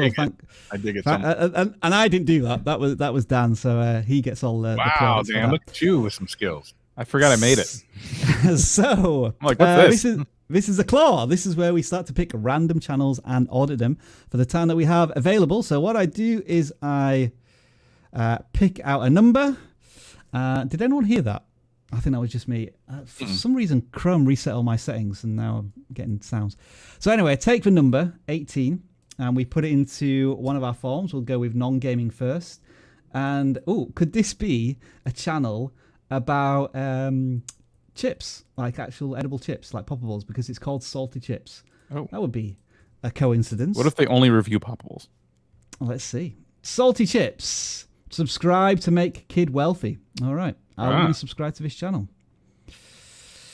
All right. Better, North. Oh, see, okay. I'm already kind of into this. At least that video, which is better than Bob's Burgers. I love Bob's Burgers. Which is the Great North better? I've not watched the Great North, but this is okay. I'm actually kind of excited because I think a title like that shows someone who either got it right on accident or really thought about something. What a triggering question that is. What an incredibly great use of triggering someone to click something. Think about this. Rob, what is you watch sports sometimes, right? Sports, yeah. You watch sports ball in it. What's your favorite sport team? Huddersfield Town. And then what's your least favorite sports team? Leeds United. So what do they say? Is Leeds United better than whatever thing you said? Well, no, the title would more be, probably 2 or 3 people are going to get this in the chat, but are Leeds United scum? Okay. So, and the answer would be yes. Yes, they are. So there you go. Like that would make either side of the coin watch the video. And that's the point. You're leveraging 2 different audiences, which are large, to have to watch the one video. And that's why versus videos do well across most niches. I am so in love with that title that like I hope it gets a tremendous amount of views over time. But yeah, this looks like some animation kind of stuff. So why I still watch kids shows, Gotham. So yeah, I think it's a fun little channel. What a cool concept. Forgive me, Travis, for my naivety, but what are Bob's Burgers and the Great North? It's these 2 burger chains. Show. It's on right. Is it on Netflix? On Hulu? It's hilarious. It's done by there's a lot of actors and stuff, and you've probably seen other things. Really funny TV show. You should definitely watch it. Animated. I think the same people make the Great North, and then there's one on Apple TV as well that I think they do. Yeah. But Bob's Burgers. So I'm trying to work out what's Tiny's videos altogether. Is it animation? Looks that way, but I mean, it's loosely. Cartoons. It's loosely though, and that's kind of the problem. Literally, this channel could do all. Is this TV show better than this, and have a successful channel? This right here is a problem for me, right? Yes, go ahead, Dan. Go ahead. I saw when we did our video submissions for my video on Monday, we saw so much of this right here, where it's the person's logo just kind of dancing on the screen for a while. Just get rid of that. Don't. I would encourage everybody to never do that again. Like, jump right into the video. Maybe have your logo appear as a lower third or something if you really want it there, but get right into it because you're inviting people to kind of click away. I didn't click on a video about salty chips. I clicked on a video about Bob's Burgers being better than Great North. So I might not be in the right place right now, and that's the problem. Is it on every video? Yeah, we just want to dump it, don't we? Just get into the video. The branding of your channel is already there because your channel name is under all of your videos. Your avatar is next to it. Your branding's kind of all over the place already. So don't let it take over don't let it identify every single video you make. Like put it at the end, if anywhere. I think the thumbnails are cool and very consistent. I very much like the style here. Oh yeah, I like that a lot.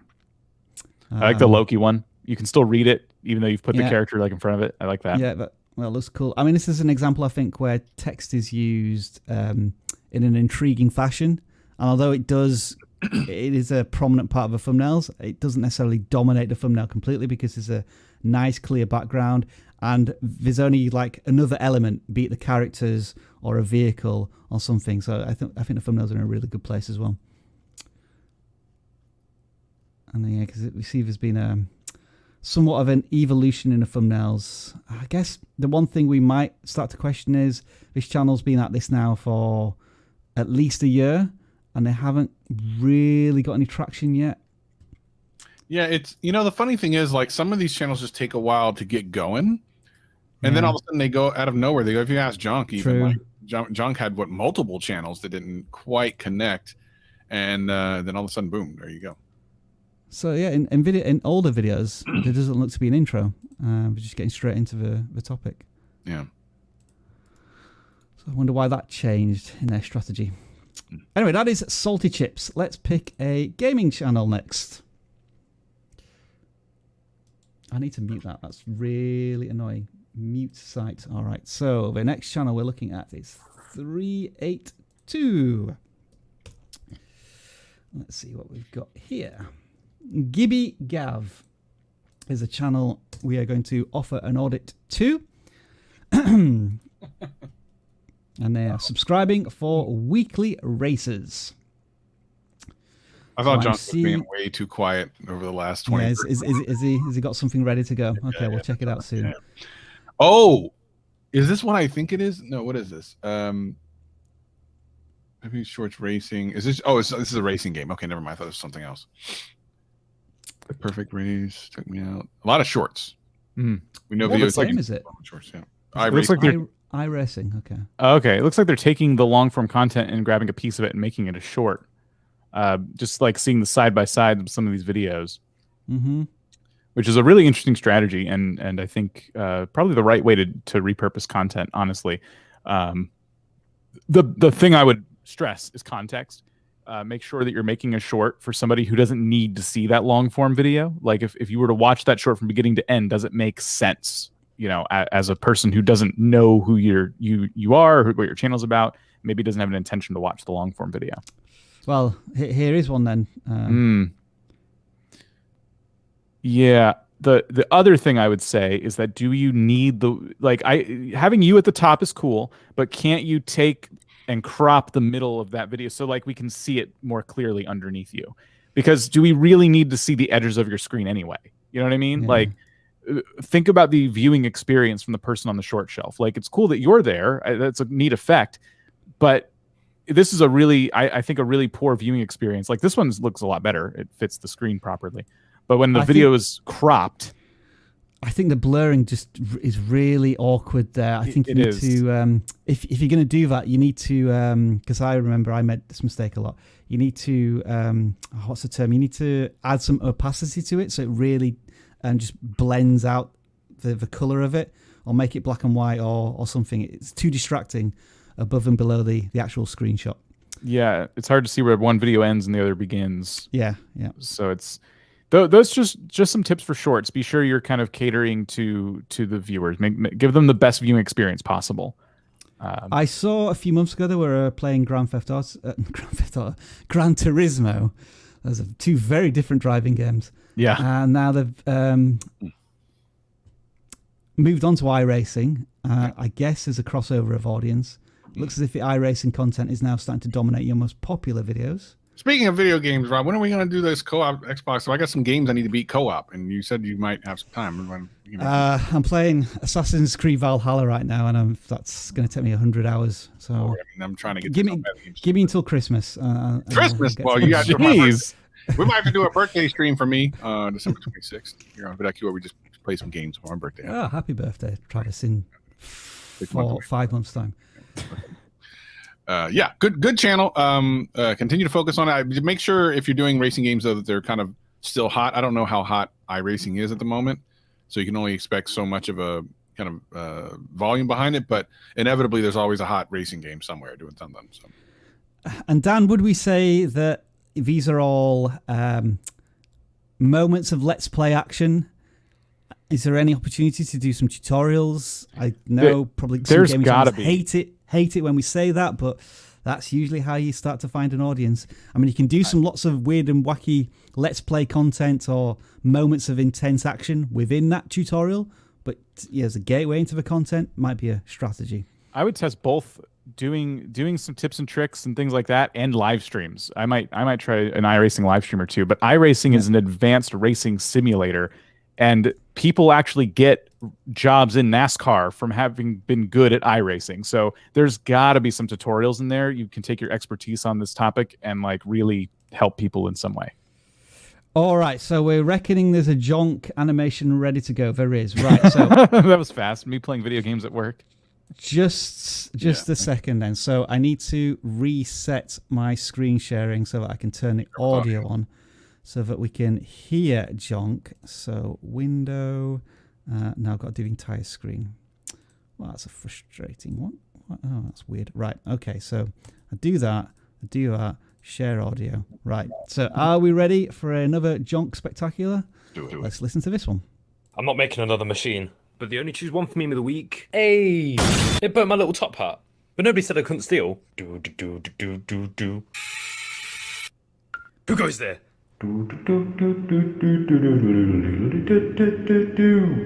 Seriously? So, Jay, do you... Oh my god, found it! The forbidden top hat. Oh yeah. I'm not making another machine. What just happened there? I don't know. There was a lot in 24 seconds there. I think I need to watch that 17 times to understand it. Wow. All right, it'll go in memes of the week, Jonk. I don't know if anyone's going to understand it, but well played to you. And then this one. Yeah, that's a good one. Yeah, too. that was quick. That was quick and good. Maybe we should audit JJ. Yeah, go on. That was a good one to bring us in with. Although I should stop sharing and turn off the audio, so just bear with me again while I redo this. So I'm doing the window. I'm doing that. Okay, so it's infamous JJ. All right, I'm seeing a Minecraft adventure going on here. Now that's interesting. I don't know. Help me out with this, Dan. I was scammed on a Minecraft SMP sounds interesting to someone who's not a Minecrafter. Is that a good title? I was let's see, where is that title? The second one. The thumbnail. I'm just curious, is that something that happens a lot, or is it something that's of interest? I think that is, because that SMP, Minecraft SMP, is a very common term. It's multiplayer, server multiplayer, something like that. It's used everywhere. Mm-hmm. So the fact that this player got scammed on a server is actually pretty funny, because this is a server with a bunch of people on it, and getting scammed is something everybody understands. So I think that's a pretty good title. Cool. They get a lot of views lately.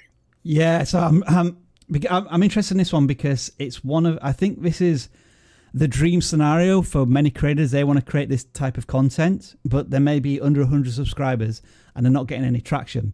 So what I'm curious to know here is, was there a pivot point or a sudden video that really elevated the reach of this channel? Because you can see, like 9 months ago, they were getting a couple of hundred views. Yeah. And going back even further, getting 100 views or less. So there's an evolution in this channel in terms of their content. So you can see the thumbnails have significantly improved. That's the first thing.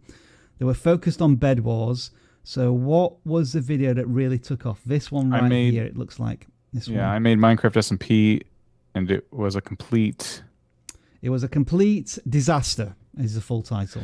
So I like that thumbnail too, because it's not trying to have a bunch of text and really outline, oh, this is what the title says. These two things work together, and I think maybe that was one of the keys to their success. But also, look at them. Look, they kept doing it. They kept making fun challenge videos. They did what I said earlier. They used Minecraft in this case as a playground. They didn't say how to, make a cow farm, which is another strategy. Instead, they said, no, I'm gonna try and go the comedy route. I'm gonna be funny, and that's what they did. And I think that's what we're seeing now, is that work paying off. And this video took a while to take off. I think it was published in January, and it wasn't until the beginning of April. So wow. 3 months before it got traction. So that's another thing to also consider. My guess is this video was of high quality and it was very, very good, very watchable, but it just took a while to get recognized by the discovery engine, or maybe it was shared on Reddit or somewhere else. But as you say, Dan, once a creator recognized the success of this video, I mean, maybe it was another one, maybe like it was this video that took off immediately, and then people went back to watch the other one. That's something in April may have taken off for them, and then the backlog of content started getting recommended because that video was just so watchable. Yeah. And I think one of the things that I fail to stress quite often is patience. You know, especially in a competitive niche like Minecraft, there's an element to this where it's like, yes, you made 10 videos that followed a lot of our advice, sure, and the thumbnails are great, but you also haven't, you know, given it the time it needs to grow. And that this creator's maybe an example of that. They kept at it, they kept trying new things, and eventually something paid off. Interesting video here. Like, how does that fit into the... Especially I don't know, I'm gonna watch it. Look at that right hook, son. Let me see that. Because this doesn't look like a Minecraft video. I think it's very much a community-driven style one. Like maybe they'd introduced their best friend in lots of these other previous videos, and they maybe want to test something completely outside of a Minecraft realm. And you know, I'm encouraged by how many views this got. Yeah, but I don't recommend something like that because again, right? Okay. Does well. I mean, it did do well. If it brings in too many subscribers, they're going to be looking for something that has nothing to do with Minecraft. We've talked about this before. But well, I would counter that maybe the credit's got to a point where it's not necessarily the people who came for Minecraft, but they're now staying for the creator, and so obviously that's where a lot of creators want to be, in that they can go in any direction they want. I don't know. I think it's hard to say because if you look at that, I mean, you also have to remember that the vast majority of video views come from non-subscribers, right? So we have to assume at least 60%, if not more, of these views came from people who don't know who this channel is. Well, it could be return viewers, not necessarily subscribers. It could be. I mean, it could be. I don't know. It just seems so far out of left field that I would stay away from it. Just because it's just not even like, it would be different if they fought in Minecraft or something, or even if they dressed up in Minecraft and fought. Like I could even get with that. So, yeah, I don't think it's anything to do with Minecraft. It's definitely a departure from it. Yeah, I'd just be real careful with that. Anyway, judge and jury, Dan. I think Travis and I have alternative opinions. What about what break the tie, man? For the sake of the YouTube terms of service, I would have avoided that. Yeah, I guess that's one way of looking at it. Yeah, it's just not, you know, not what I would have done. That's for your vlog channel, if anywhere. Fair enough. Fair enough. Yeah. So I think what we've so far established about this channel is that it's a good template for other gaming channels to look at as how this channel has grown. Is there anything else we can recommend for this channel, or do you think continuing to do their challenges and the weird and wonderful stuff? I love challenges, baby. Let me tell you something. I'm gonna challenge Rob to a game of Connect 4 one of these days. I'm gonna beat him 6 ways from Sunday. I can't wait. It's gonna be the battle it's almost happened in Seattle. Let me tell you something. I can't wait. Savage, if you want to bring it up and share your screen, I'm happy to have a game of. If people want to watch us play Connect 4 for the next 10 minutes, I'm pretty sure people would love that. They would love to see the Savage Man with another W. All right. Just before Savage chimes in with some of his Savage audits, let's just do another channel audit. I think Dan and myself. I think we'll have to lead on this one. How come? Because I'm here to be lazy. I'm telling you, I'm not. What are you talking about? Yeah, so Tan Win, I think that's how you pronounce the surname. They are a vlog channel based in Hawaii, from what I can tell, from Waikiki Beach. There. Well, one thing right away, thumbnails on the long form videos need some improving. I would avoid red text. It can kind of get lost in translation. And yeah, I was just going to look for a similar thumbnail in terms of Waikiki Beach. See, I'm not saying that you need to start creating thumbnails like this straight away, because that might be a bit of a jump, but the punchiness, the sharpness, the vibrancy of these ones, what are you more likely to click on when somebody wants to learn something about Waikiki Beach or see what it looks like. Right. We found a huge turtle on the beach.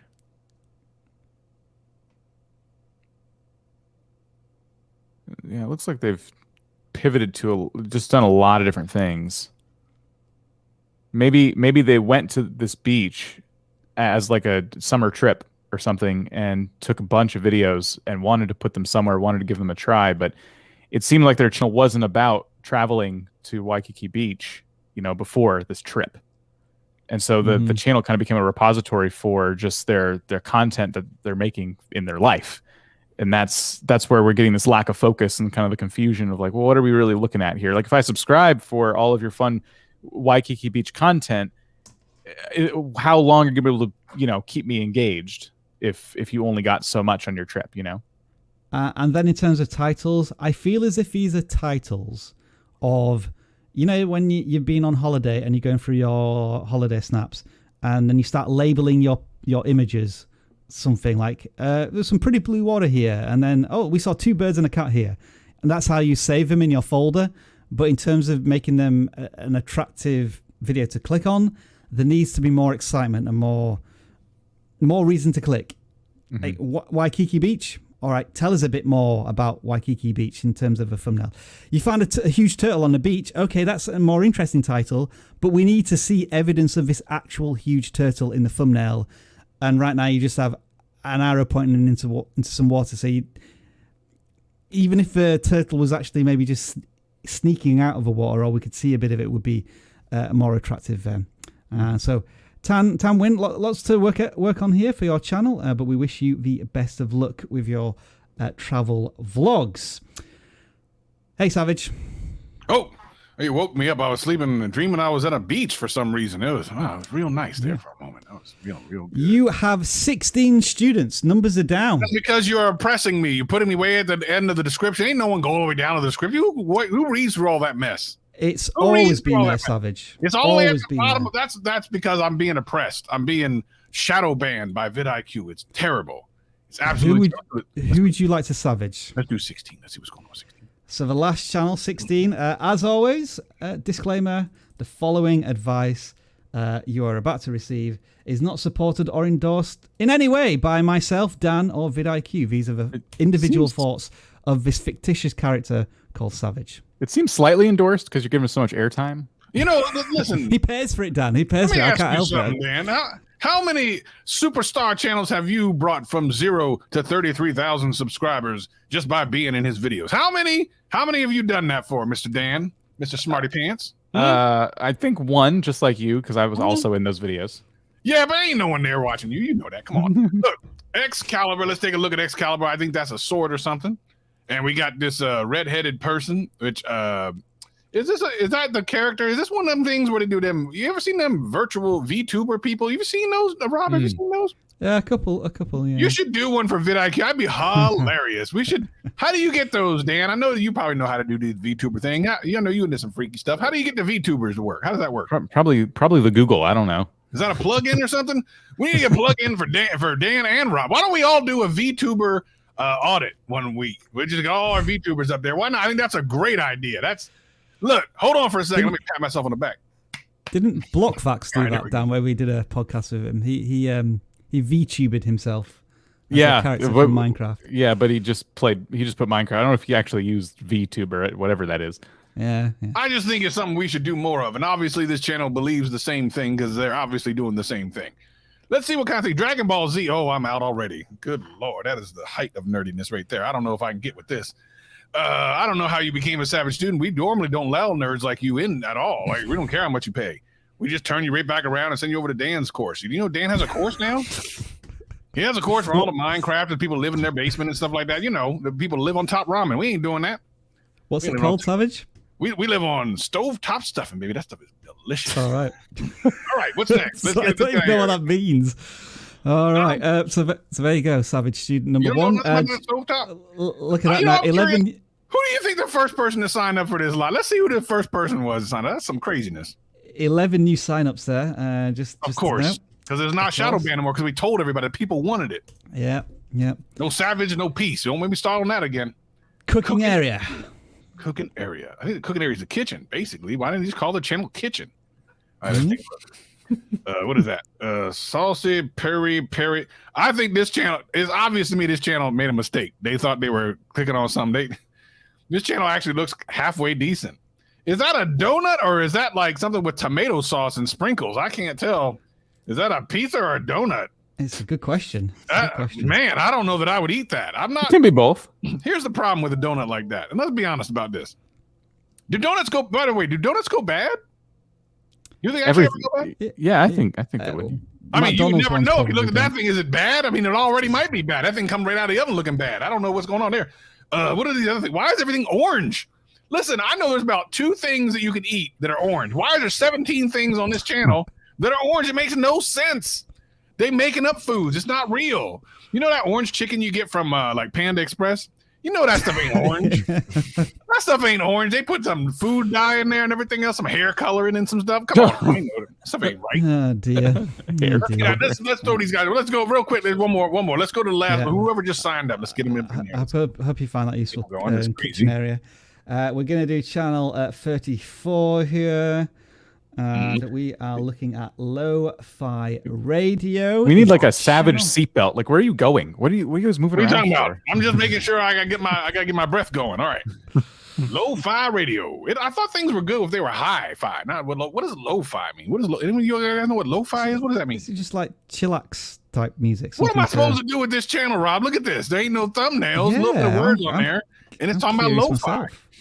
What is that like? Broke Sonic? You know when you want like is that like a Sony, like a genuine Sony? You're looking to go get a Sony, and you come out with a Sony. You're like, I want lo-fi. Give me a lo-fi Sony, bro. Don't buy your radios from Dollar Tree. You get some hi-fi stuff. You go over there to Best Buy, get yourself a good genuine Sony. I'm just trying to get some lo-fi Sony. I don't understand. I haven't got the music running. All right, so it is, I guess, just some lo-fi music. I don't understand it at all. I'm sorry. I don't know why you submitted your channel. You're just looking for a shout out. It ain't gonna work. We're gonna go back into the upload and delete this part of the live stream. Ain't no one else gonna see this because it's a travesty. Oh, wait a minute. I'm just saying. But it's go ahead and do a real one. We'll do one more at the end. Go ahead and go back to one of your old boring audits, and then we'll come back to me in another couple of minutes. I need to take a breath. Thanks. Can you load up Connect 4, please? Let me see if I can find it. All right. Right, so 31, and let's have a look at a gaming channel, Dan. I think it's a fair channel to audit here. And we are looking at Mori Clan, I believe. Yeah, that was a really... Oh, where's it gone? Don't know where that channel went, which didn't have any real video footage. Mori Clan, what have we got here, Dan? Shorts. Stardew Valley. I knew you used to be a big fan of Stardew Valley. I like Stardew Valley. So I've watched a lot of Stardew Valley videos. And what I would say is, as a fan of this game and content therein, you're not taking advantage at all of this really pretty game. It can be tough to get nice screenshots from a game like this that's like top down and kind of pixely, but people have done it, and I would highly recommend looking to see what others have done.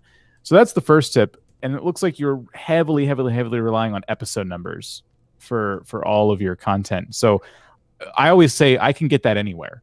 You know what I mean? Like, I can watch somebody do Let's Plays of Stardew Valley. I know people who've done hundreds and hundreds of episodes of Let's Plays, and you know, it's kind of like what's in it for me. It becomes the thing. You know what I mean? Do I have to watch 20 previous videos before I start episode 21?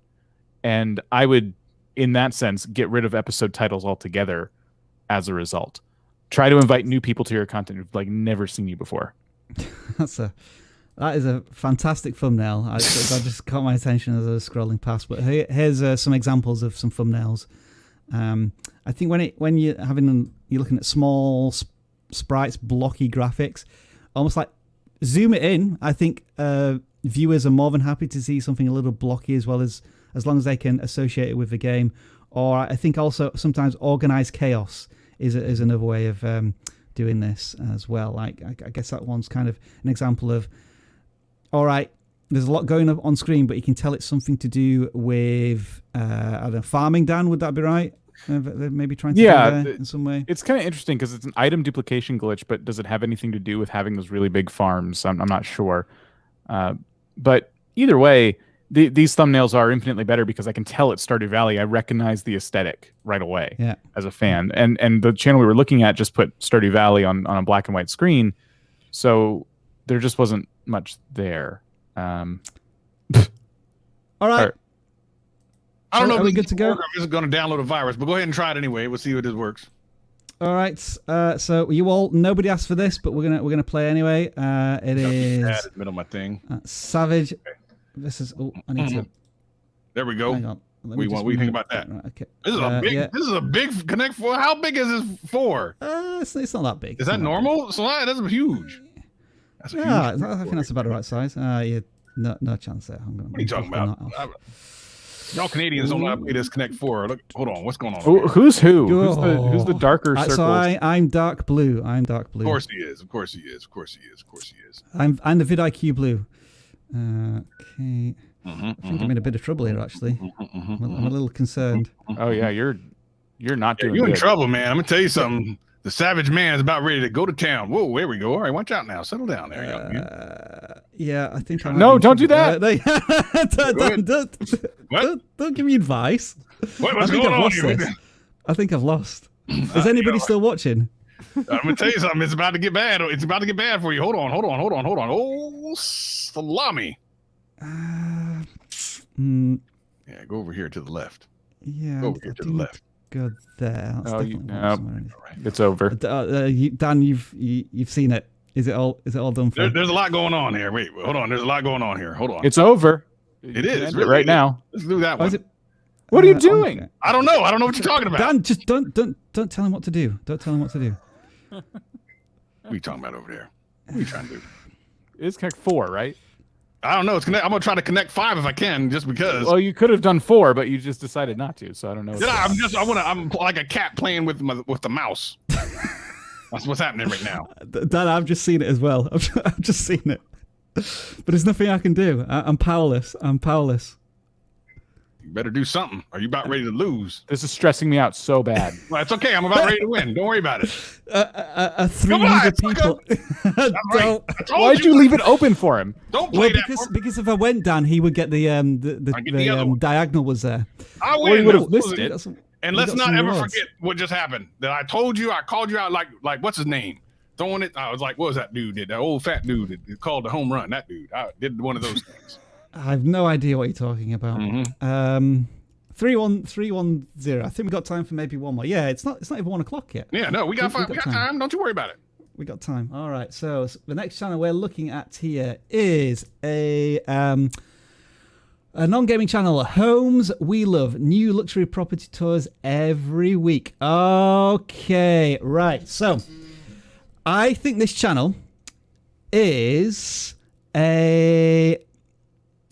they have followed another channel that we watch in the UK called Matt and Summer, and they I don't know if they're estate agents, but they're able to go into luxury apartments and show people around, and there's almost that, not fear of missing out, but like, if you had this amount of money, this is what you could buy with it. And I think this is a brilliant idea, and they're going very much for the luxury apartments. I assume these are in the UK. Yeah, because it's in pound sterling. And the view counts are fantastic. 8,000, 6,000, 3,000, 1,500. They've got 700 subscribers. I think this channel is going to blow up without any help from us. And I'm just being honest about that. I think you've nailed down the thumbnails. You've nailed down the strategy of doing like a video every single week. You're looking at luxury properties all the time. I would just keep at it. The other channel I was referring to is, I think they're called Matt and Summer. And they're just a little further on in their journey, but I've been following them sort of loosely over 2021. And I guess the only thing they're doing different is that they're not putting a value in the thumbnail.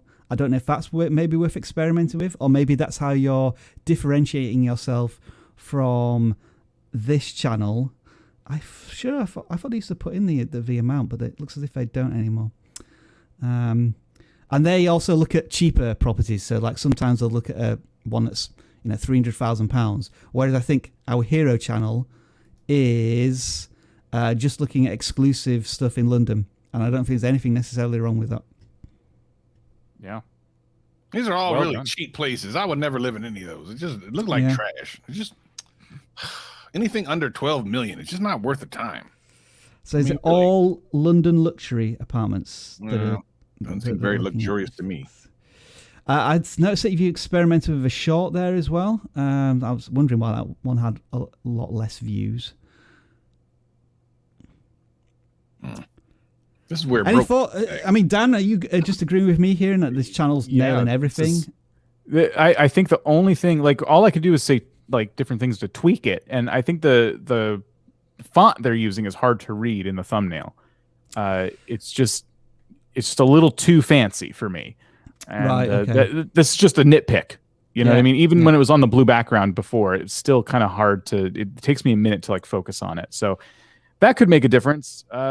People who maybe could never even imagine these kinds of places like are still watching this. I don't think it's necessarily for people who are trying to move into a £6 million apartment. It's just for people out there who would maybe hope to live like that someday. I mean, there's just a lot there. Look at these shots are really nice.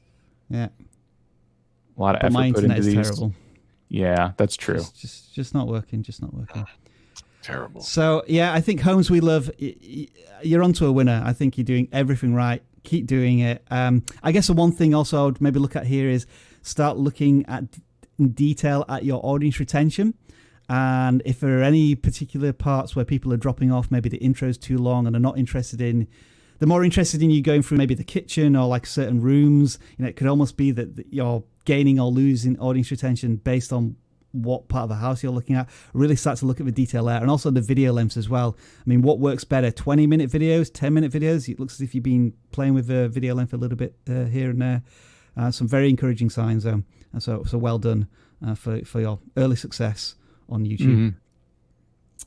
And that brings us up to the top of the hour, I think.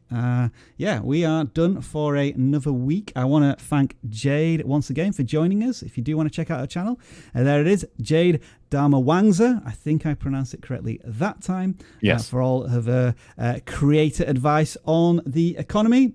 Savage, it's been an experience as always. Do you want to say goodbye to some people? Yeah, let's go and say something. I see a John in there doing some things. I see what a journey. That's funny. I like how you say wada. We got Kayla Neary. I don't know what that means, but that's a nice name. We got, I saw Sweetie something. What happened? Keep going. Okay. Skiddits. Like Skiddits. Did I say I like ghetto? What does that say? Scott Legend in the house. MST Talks Tech. We got, let's see, a couple more here. Sir Perillo, AJ Digger. There, yeah, he got audited early. I saw that. And why don't we say one more to, did I say diabetic coaching? Is that what that says? Yeah, I saw that name as well. It's all going so fast now. In case you've never been a diabetic, you can find out how to be one with, it's cooking. Or is it conking? It's cooking. Diabetic cooking. If you want some diabetes, he's going to tell you how to cook some diabetic food. There you go. Appreciate you for coming on through. Dan, who are you saying goodbye to? I will say goodbye to Sweetie's Cat World. I'll say goodbye to I Like Pizza and Melvin Shabani. I'll say goodbye to A Scorpio Plays, What a Journey, and Two Florida Dogs. Two Florida Dogs. I saw that one as well. Goodbye. Great channel name. To our Licks, also AK Games, and also Arrow Up, just because they're saying Dan me, and also goodbye to Meg Gamer Plays Roblox. Thank you all, as always, for joining us. We are live streaming tomorrow, Dan, and is that with Emily Baker? Have we got her? It is. Oh, Lord, can you ask me a question? I got some lawsuits and stuff. I need some help. Could you just figure out how to get me out of these lawsuits? I'm telling you. Savage, jump on if you want. I'm sure she would love to answer some questions from Savage. That would be certainly another experience to enjoy. We'll be doing Defending Indefensible again. I'm looking forward to that. And I'm just playing for time as I find the right outro. It's time to wave awkwardly. We will see you all very, very soon on vidIQ. Bye for now.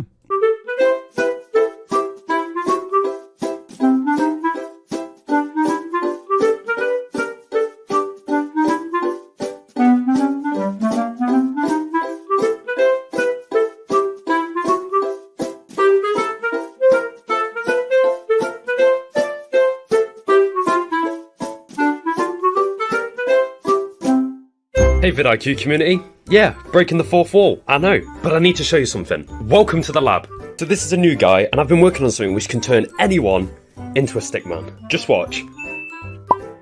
I don't know how to switch this back. Horrifying.